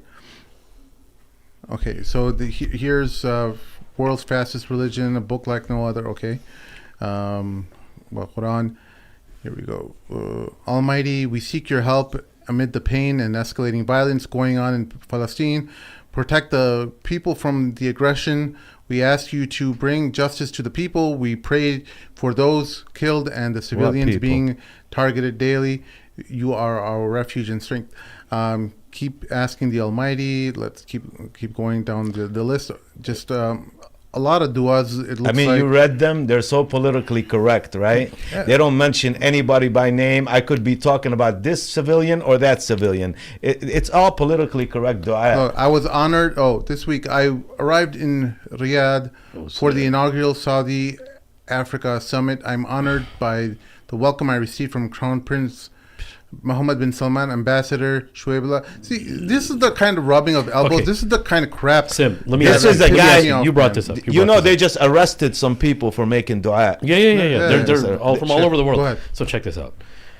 So our anger originally, look, we have to put context into this. Yes. Zionists are Zionists. They're evil people. They're going to do what they have to do to devour Muslims. Our anger, yes, is with the Zionists, but our anger is more rightfully so against those people who are making deals, billions and billions of dollars of deal. You, me, and, dude, we're sitting yesterday and we're talking, right, more about, Turkey claiming to have all these things, but there are billions of dollars of deals constantly happening, even in the first and second week. Yeah. And all these deals happening with all these Muslim countries of billions and equating to trillions of dollars in the past years, right? So our anger is originally with that, right? And the pipelines, we were talking about the Azerbaijan pipelines and all that kind of stuff that Turkey actually has control over, but the beneficiary of is Israel. So what you're saying is, and that brings up the original thing that I said to you, you want them to say something directly about these individuals, like Mohammed bin Salman. Mohammed bin Salman has a very strong hand in what's happening in Palestine right now. So what would you want him to do? Because, bro, look, how's he going to go back to Saudi? How's he ever going to do Umrah and Hajj again? Well, just because he talks about the Palestinians? You want him to risk all of his Hajj and Umrah? You know how much ajr he's going to get for Hajj and Umrah, bro? Yes. No. Do you want him to risk all of that? I love your sarcasm, but man, it's like he has to go to the house of Allah, bro. Look, many influencers all across the world, everyone is putting everything on the line when they're speaking for the Palestinians. What if he gets Khashoggi, bro? Regular people who who if they lose their job, they can. They'll be homeless effectively, right? Normal people are putting more on the line. Yes, non-Muslims. Non-Muslims. Yes, who and Muslims too. This yes. No. But I'm just saying the regular folk. It's default for Muslims to do it. That's what I'm saying. Look, a female, Bella Haddad, has lost millions upon millions. Who was Chanel? Was it just got rid of? Who was it that got rid of her and put a Israeli model instead of her? I'm not sure, but along with her, there's Huda Beauty. Yeah, there's a lot of them, but I'm just mentioning her. She's been a very vocal advocate because her father, her and her sister are models. Yeah, not the most Islamic, but whatever. She's very vocal about Palestine. Yes, her father was actually a refugee because of that. Like her father had a clip. He's a multi-millionaire, a billionaire who developed land in California. But he mentioned that during the Nakba, he mentioned how a story was pretty powerful actually, that there were Jews on ships that were looking for a home. They had signs over the ships, and the Palestinians welcomed them after they were moving around from country to country, and to the point where in his own house, a Jewish family lived for 2 months. And they had went down to the city because someone had given birth. And when they came back, they found that same family had locked them out of their homes. Yeah. And that's how their movement started. So I'm going to ask you, the reason why I said that, all this sarcastic stuff, I heard people say that in my own ears. Yeah. Look, this is what they said to me. Yeah. Look, let's take Mufti Menk, for instance. He's got 10 million followers. He's got so much international support. Dude, you have to do stuff with hikmah. He's a scholar. He's going to do it with wisdom. You want him to go out and blast everything and destroy everything that he built up? Ridiculous that is. No, because then he can't influence people in the future. Yeah, he has to do with hikmah. Yeah. There's a hikmah of addressing leaders. Look, what if he talks to Muhammad bin Salman and gives him dawah? And he changes. Yeah. But here's the thing. Let's say that is the true case. Yeah. Let's say they genuinely have a fear of... Let's say Israel's actually a victim. What I'm saying is this, okay? Does that mean you can't even mention Israel by name? That you, because you know how it works, right? You don't have to speak directly to the leaders and implicate them in criminality in order to put pressure on them. You can say it's very sad what's happened, that our people have abandoned the Palestinian people. It's very sad that Israel gets unaccountable for their crimes in the region, right? Statements like that don't directly criticize rulers, but people can put two and two together, and they can understand. And it is if you can have kuffar who can empathize with babies whose heads are being split apart. Dude, and models are doing your job for you. Yes. Models are doing your job for you. Yes. Models are doing your job. You know what was really powerful for me? There was a Palestinian lady. She was wearing a hijab and a dress. You know what she was saying? Listen, just take our hijabs. Take it. You wear it. Give us your guns. Give us your money to buy guns. Yeah. Here's I'll give you this. For those people that talk about wisdom. Wisdom. Anwar Sadat went and made peace with the Israelis in the Camp David Accord 1977 with Jimmy Carter and Menachem Begin. And when he did that, even to this day, there are people who call him his strategy. He's a dynamic fox. What did this dynamic foxness get him?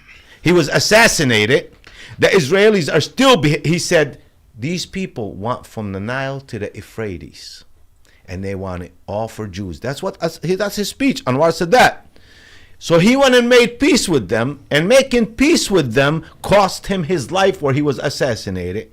And from that day to this day, wars still rage on with these people. They still oppress more people. They still imprison more people. They still murder more Palestinians. They bomb Syria whenever they want. They bomb Lebanon whenever they want. They murder Palestinians whenever they want. So what is this foxness and this dynamicness that you're talking about? The same thing with this wisdom thing. There is no wisdom. There's more people becoming Muslims from what's going on down there with Hamas fighting these people. Not because of their dawah. That's the same stuff I keep telling people. Bro, you go to the masjid and you talk about 5 prayers a day. You talk about zakat, fasting, Ramadan. I can't get you to smile at somebody, bro. They let you cross the street on 87th Street into the mall. An American, I'm looking at the American, let you cross, and you just cross and you're on the phone and you don't even say thank you.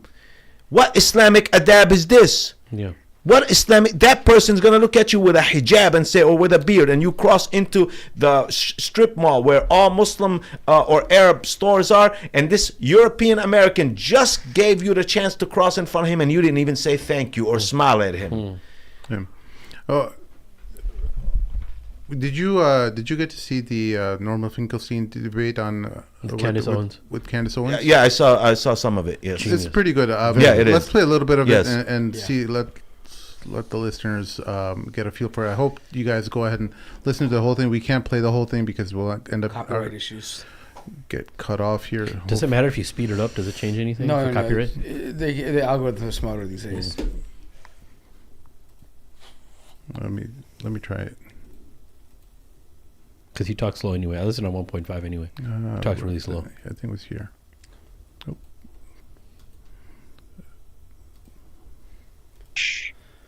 At that expression, to mow the lawn in Gaza.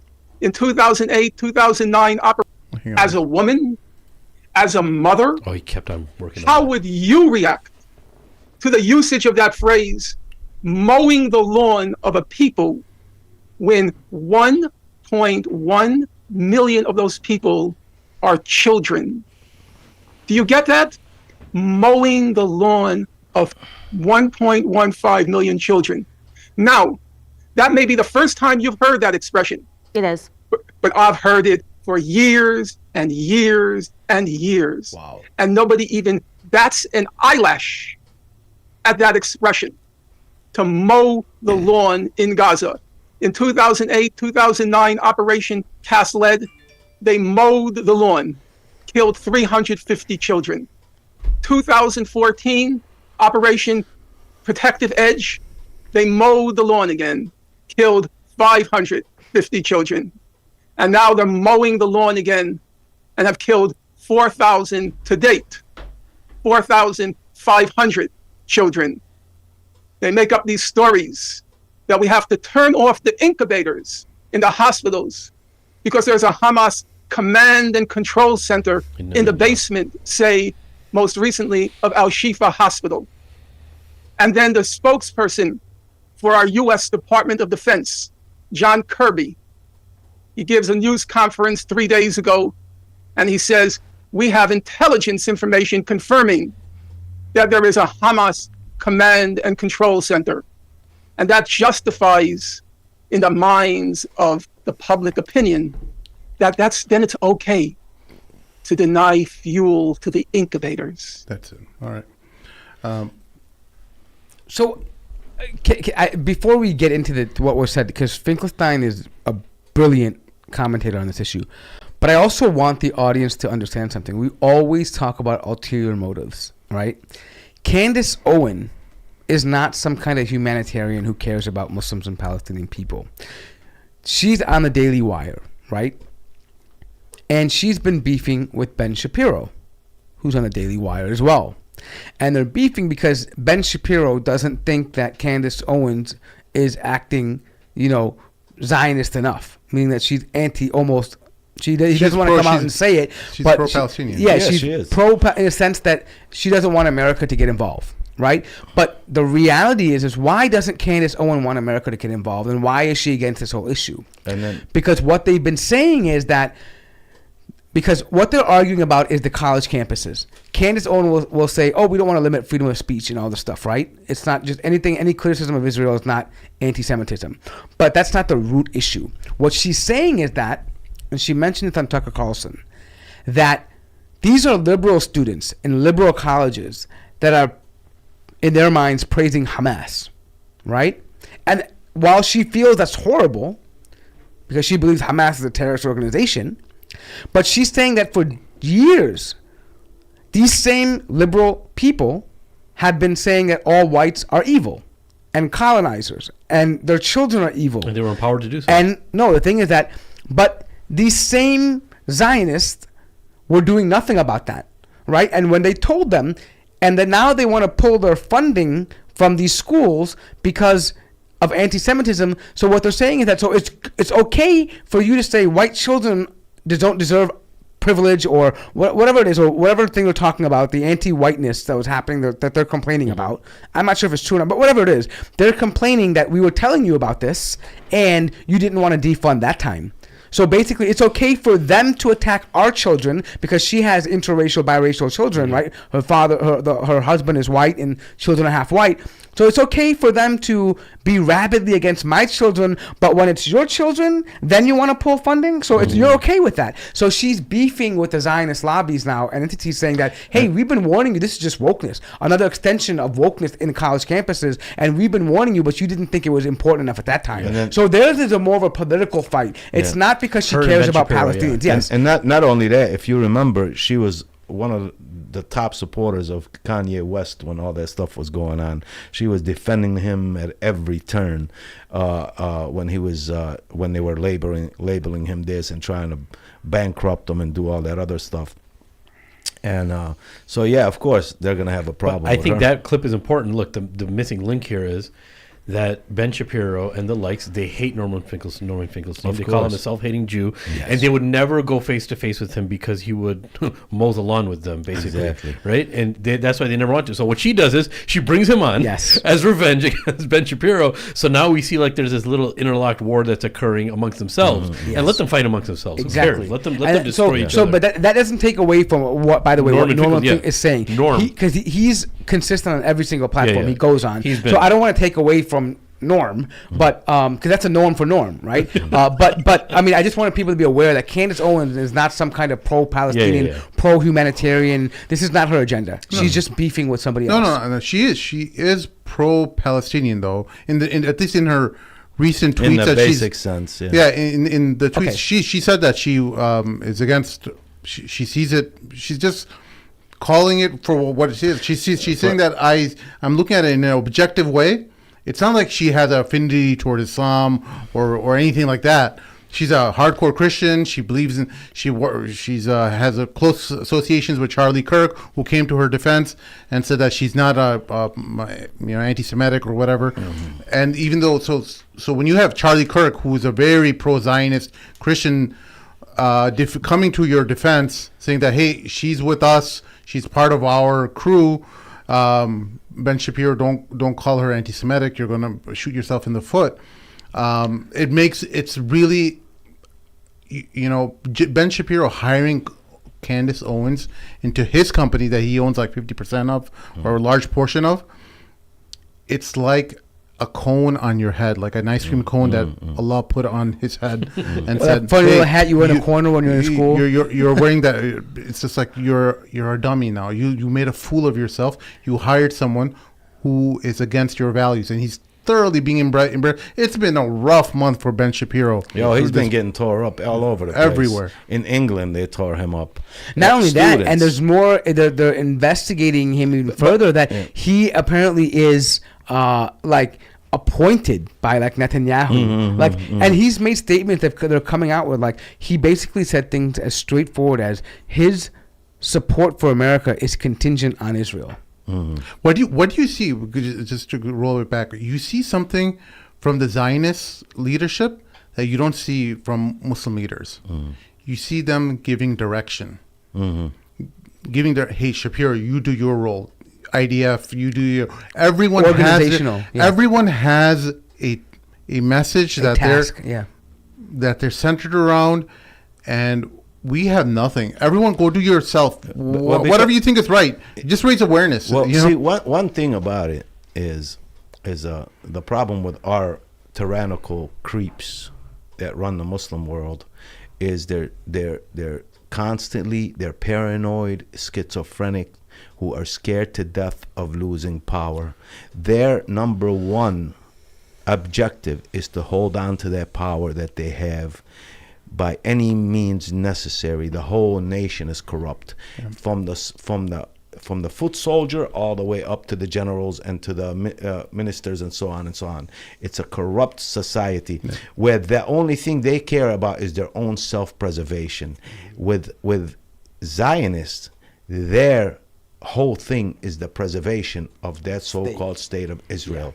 I told you before that Menachem Begin terrorist, when he died, he hardly had any, and he was the prime minister, one of the creators of the so-called state of Israel, where billions upon billions were coming from the United States and from Europe. Germany was still paying reparations all the way to up a few years ago. Germany had to pay them. The buses, the state and city buses were all by Germany for free.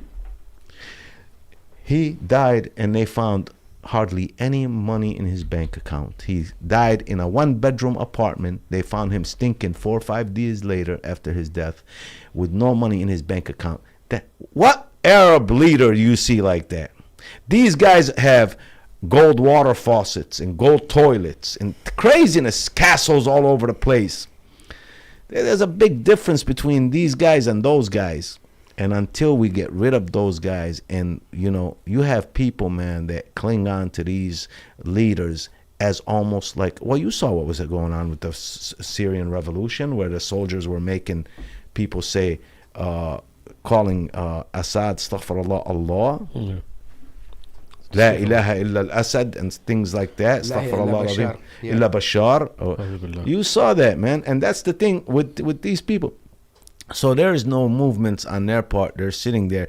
They're a bunch of cowards. They're king of Jordan. He's just one of them. Another one. They're all cowards. I hate them more than I hate Netanyahu. I really do. No, 100%. Let's move to Rabbi Shmuley and Muhammad Hijab had a debate. He didn't even have to say too much to him. What if this was your son? Is this your son? Yeah, that was funny. I mean, it don't take much to defeat these people. It's just they keep lying, one lie on top of the other. Go ahead, Akhi. Always claim to be an academic. You're always doubting your Oxford credentials. What is the definition? All right, genocide. Whoa, this is a little too fast. I challenge you guys to listen to this at 2x speed, and it'll just sound like gibberish. Constantly. All right, here we go. Genocide is where you'll be genocidal. Genocide is where you target an ethnicity for extinction. Ethnicity side murder. Yes, if you do it. If you kill 3 million Palestinians, are you genocidal? If you kill 3 million Palestinians, are you genocidal? There are 1.8 million Muslim Arabs who live in total peace in Israel as equal citizens. In fact, Israel practiced reverse discrimination against the Jews because the Jews are conscripted to fight Hamas. So, If Israel, excuse me, no, you will not interrupt me. If Israel, you will not interrupt me. You will not interrupt me. You will not interrupt me. You will not bully me. You will not interrupt me. I am not afraid of you. Stop saying the Jews tremble. Now, let me be clear. Let me be clear. If you shout over each other. Well, then you need to control your guests with all due respect. Okay, he said he said equal time, and there's no equal time. Now, there's no equal time. If Israel was interested in a genocide of the Palestinians, why do they have 1.8 million equal Arab Muslim citizens who are in the Israeli Supreme Court, who are 1/3 of the medical profession? Do you know that an Arab judge put the president of Israel in jail for accused rape? That was Moshe Katsav. That's how little Israel's an apartheid state, genocidal state.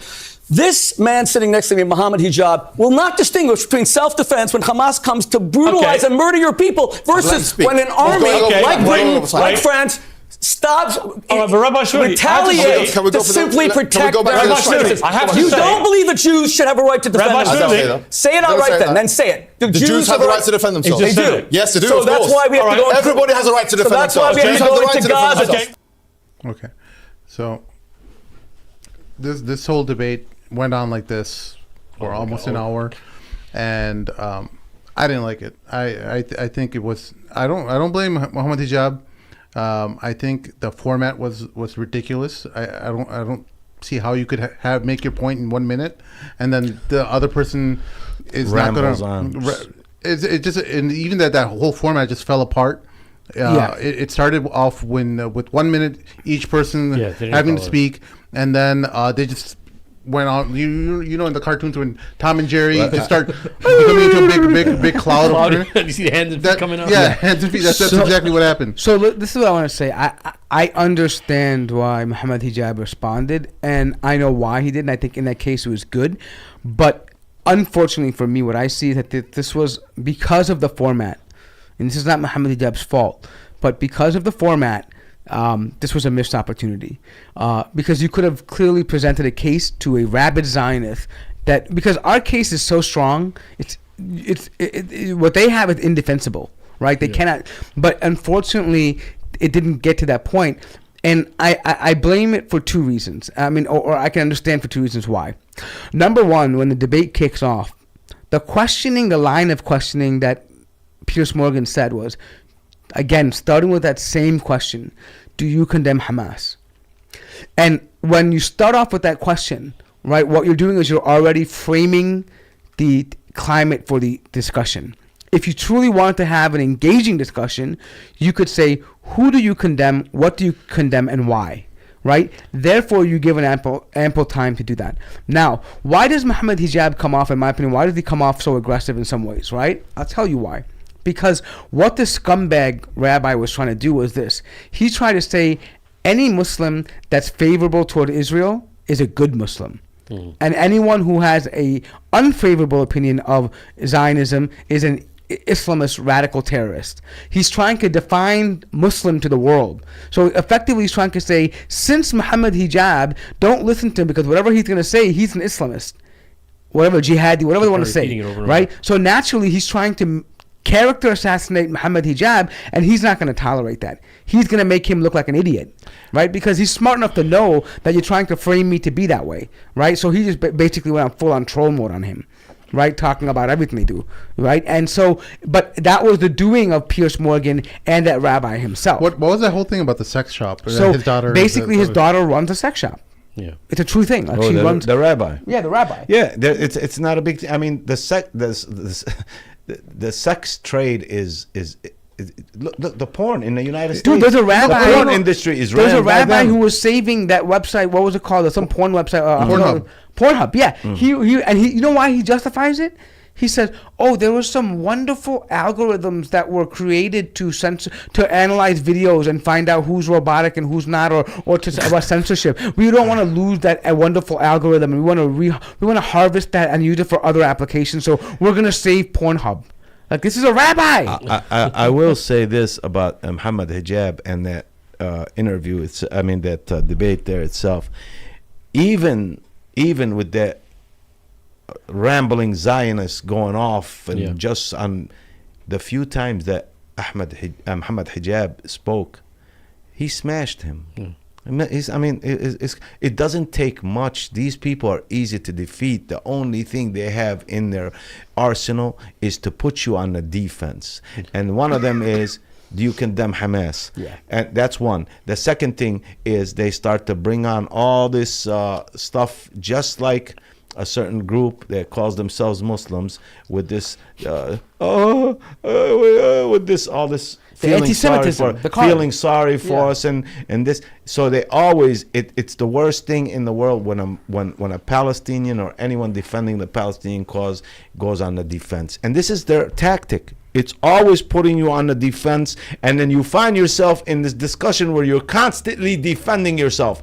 Once you defend yourself against one accusation, he hits you with another accusation, so you never get the chance to deal with the injustices that he's doing to you. Yeah.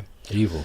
There was one highlight moment in the debate for people who did watch it. It was the point that he brought up about how it is an apartheid state because of the fact that if you are only Jews have the right to return.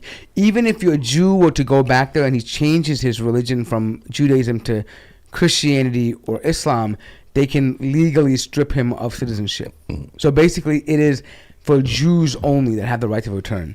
And so that's effectively being, you have to be racist in order to endorse that policy. Exactly. And I think that point is when, unholy Shmuley, where he basically couldn't respond to it. It shut him up. Yeah. Go ahead. No, I was saying that another thing I think that's really important, because we were talking about the word terrorist, and we've been talking about it as, the American public for the past 20-something years. I like how he was able to slip that in where he was talking about Winston Churchill being a genocidal terrorist and Netanyahu being a terrorist, because the actions that he said if you're going to call Hamas a terrorist, you have to call Netanyahu a terrorist, right? Yeah. It has to go both ways, because you're accusing Hamas of what Netanyahu and the Israeli defense and Israel's been doing for such a long time. If you start on October 7th, which is obviously the definition, and there's overlap obviously with him and Norman Finkelstein, is when Norman Finkelstein talked about Nat Turner and how he actually ended up killing people, killing white folk because he was a slave in chains. So if you only look at the murder that Nat Turner did, then obviously you're going to say, that we're going to cut everybody else off before his whole life of slavery. Yeah, then he's going to look like a terrorist. And Norman Finkelstein said the same thing about Hamas. And I think what Mohammed Hijab was alluding to is that we have to be very, very vigilant, even as Muslims, of who we're actually calling a terrorist, right? Exactly. Now, the kicker here is that everybody in this conflict is still toting some type of line. Like, what would it take for a Muslim to come on air and say that, no, Hamas, I'm not saying this for myself, I'm not saying on behalf of anybody else, but what if people were to say, no, Hamas is not a terrorist organization? Like, what would happen to them in their discourse in front of people, right? Because that's where everything is framed now. Because even I see Muslims, when they're retweeting, they say Hamas versus Israel. It's not Hamas versus Israel. Yeah. This is not a conflict. Everybody is sharing Hamas versus Israel. When they're saying status, when they're updating their status, they're saying Hamas. Dude, this is not Hamas versus Israel. Yeah. Don't keep parroting that. It's not Hamas versus Israel. It's the Palestinian civilians, which happens to have Hamas amongst them, and Islamic Jihad amongst them, the people who have some type of weapon. But it's actually the Popular Front is there fighting also. Yes. Popular Front for the Liberation of Palestine. And this thing about hostages. Why do you keep saying hostages, man? That thing kills me. Hostages, criminals take hostages. These are prisoners of war. These are people who are occupying a piece of land that belongs to another people. They are illegally there. They are squatters. They are sitting in these kibbutzes that are essentially military outposts, where they could sit down and lounge around and look around and Everybody have weapons. Has guns. Yeah. Everybody has guns. So what are you talking about? Hostages. If anybody is a hostage, it's the Palestinian people who have been hostages under this occupation for 75 years and more. We talk about 75 years. That's when Israel was created. But the atrocities and the crimes against humanity against the Palestinians were happening from the early 1900s. Yeah. They were committing terrorist acts. The King David Hotel happened before that. Haganah, all of them. Yeah. They're still wanted haunted to this days in England. I mean, they're all because gone they killed now. British soldiers. Yes, the King David Hotel, Yeah. and that's Aside just from one. that too, even riots. They killed In them. riots, even they did where they ambushes and Yes. so on and so on. So the issue of this whole thing is a lot of people. What happened? What happened? There was a people living on this piece of land. Things were happening in Europe, savage things, because they've always done savage things. And a people were, something was created, something happened, somebody were punished, and they came to a piece of land that no one else wanted them. And the Palestinians looked at these people and said, these are Jewish people, they are people of the book. We're welcoming people. Let them come in until you figure out what you're They going were to do with following them. Islam, the same thing you're criticizing. Exactly. Yep.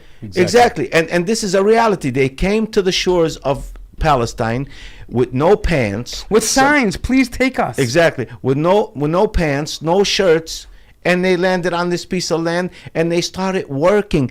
Shimon Peres was a hand at a farm. That's what his first job. Do you know Shimon Peres was caught with terrorist activities and was deported out of Palestine? I didn't know that. And then he came back. So you came there. This is how this whole thing started. And you stole the people's land, you've turned them into refugees in other lands, and then you continuously steal more land, and you continuously lock up and oppress and can't tell people they can't say what their ethnicity is. Then you turn a people to be this Arabic people from outside this land, and you tell all these lies for 75 years that you worked hard to do, and it unraveled like that. It's all unraveled now. And so why do we look at the reaction and not the action? What caused the cause and effect? That's what caused this effect. Yes, sir. Yes, sir. Gentlemen. Lastly, Elon Musk is losing a whole lot of important companies that are advertising on X, also known as Twitter, and it's caused quite of a.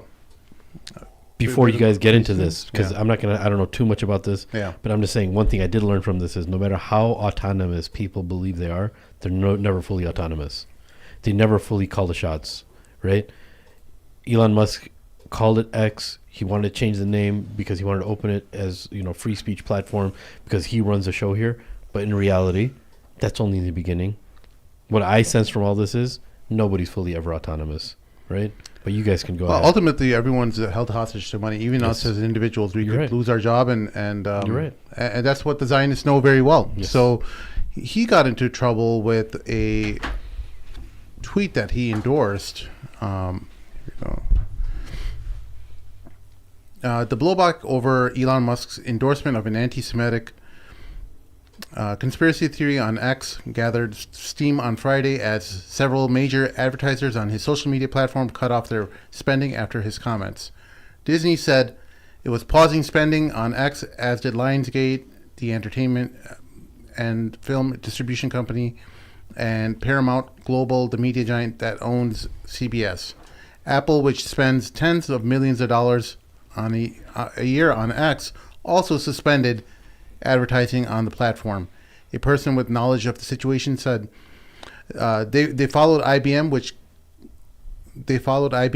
which cut its spending with X on Thursday as well. So the tweet he endorsed was saying that, or at least giving an indication that there's a conspiracy of Jewish people who are against or implementing some kind of hatred towards white people, that there's some kind of Jewish strategy of hating white people. And he responded saying, "You have said the actual truth." So here it is. Here's the tweet itself. Okay, the Jewish communities that have been pushing the exact kind of dialectical hatred against whites that they claim to want people to stop using against them. I'm deeply disinterested in giving the tiniest shit now about Western Jewish populations coming. Sorry, I had to expand. I'm deeply disinterested in giving the tiniest ish now about Western Jewish populations coming to the disturbing realization that those hordes of minorities that support flooding their country don't exactly like them too much. You want truth said to your face. There it is. So I'm not sure about what this conspiracy theory is. So no, it goes back to what we were saying earlier. What Candace Owens was saying, that in liberal colleges, many of these liberal supporters were Zionists. They supported universities that were parroting this wokeness about, in their mind, that there's an anti-whiteness in these universities, right? Like, colonizers, white people are evil. And so Elon Musk empathizes with that and says, wait, you guys allied with these people, and you guys were coordinating with them. And now, you're doing the same thing with other people now, right? And so you don't want to say what you're doing to the quote-unquote white people in universities and academia and supporting these, protest and woke agenda in their minds. You're saying that, what now, when they do it to you, you don't like it. You're screaming anti-Semitism. Yeah. That's what it's tied to. Like, there's no doubt that majority of a lot of the Zionists in America who are Jews, they tend to be very liberal.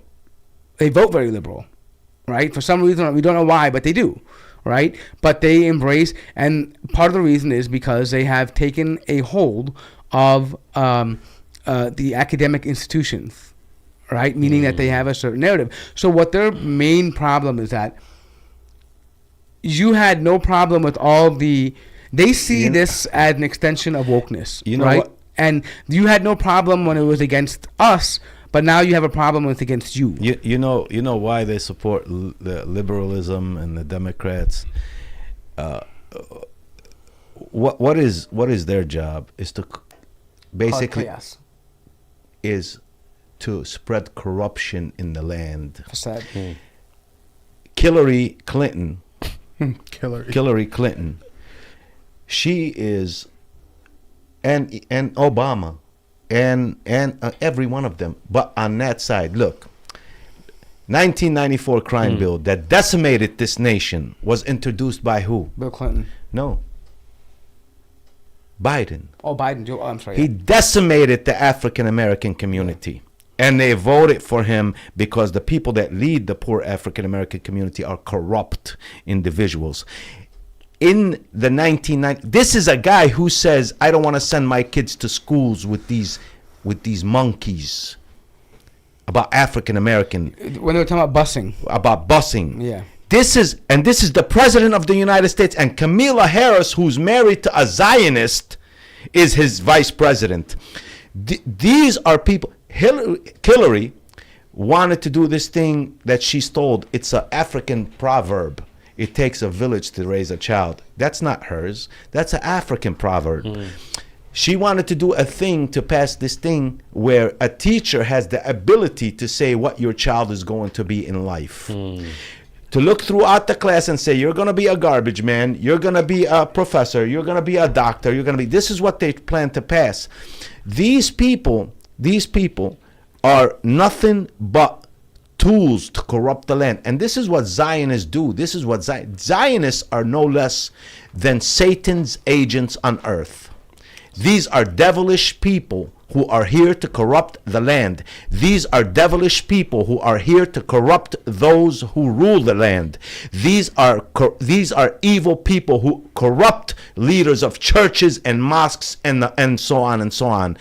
When you find a Muslim talking like a madman, understand that Zionists have gotten to him, or he is actually one of them who has been taught and trained to be a Muslim leader. There are people out here who are leaders in Islamic communities, and I'm not meaning any particular place like Mosque Foundation or something. I'm meaning in general big spots who are actually Zionists. They've been caught in Muslim nations. One was caught in Libya, who was actually a Mossad agent and talks about it.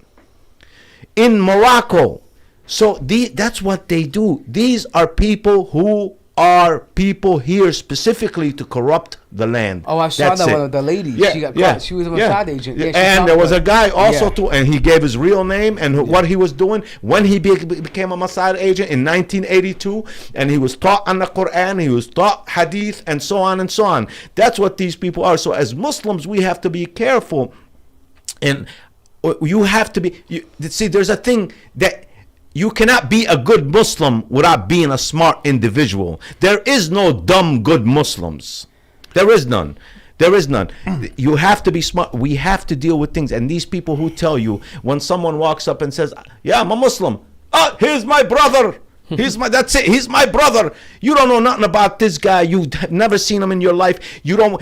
All he has to say, La ilaha illallah Muhammad Rasulullah. You have no idea what his La ilaha illallah means. La ilaha illallah might mean this thing.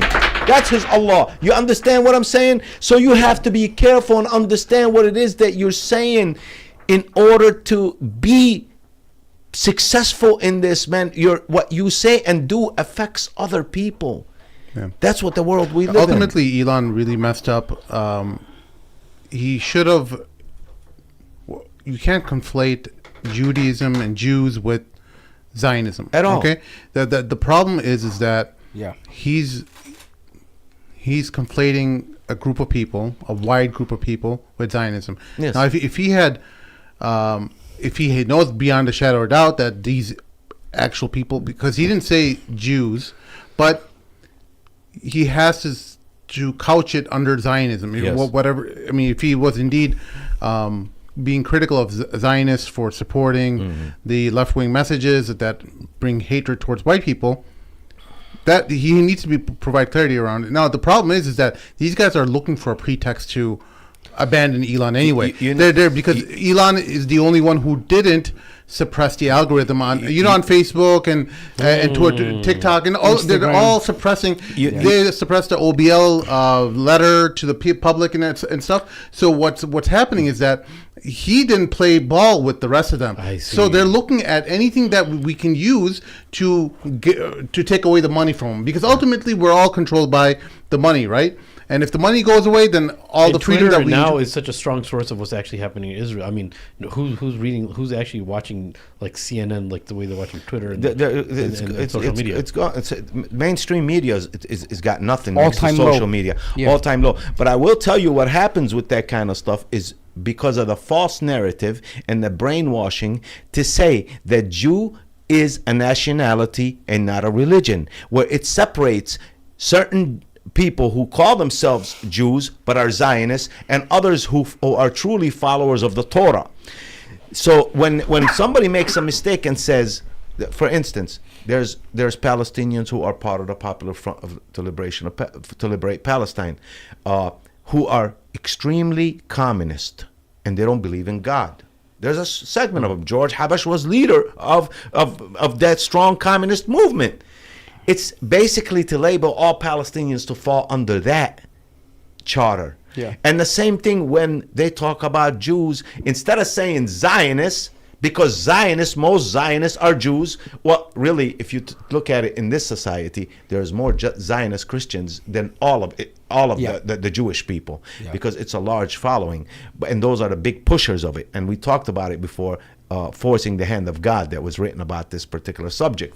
But people make a mistake, even people who are educated, because they cannot fathom the idea that modern day Jews it's a religion and not a nationality. You're not talking about the tribe of Judah. Yeah.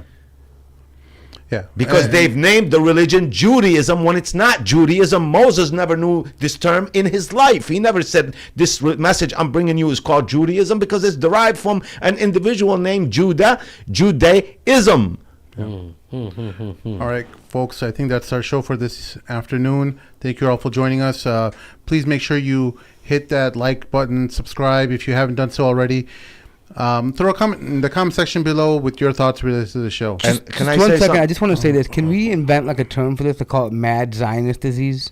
For the ones that end up like this? Can I say something to everybody that is watching and everybody that supports the Bad Mamluk? we need to push this out there. We need some support. We need to share this. We need to support this. We need to make it blow up to be something big, so our voices are heard. I see the comments, and I appreciate any criticism. Please put them down about me. I learn more about myself from people than myself. So if you have something to say, please say it. Please share. Please support. And thank you very much to all the brothers and sisters. That's our show. We'll see you all next time. Assalamu alaikum. Assalamu alaikum. Alhamdulillah.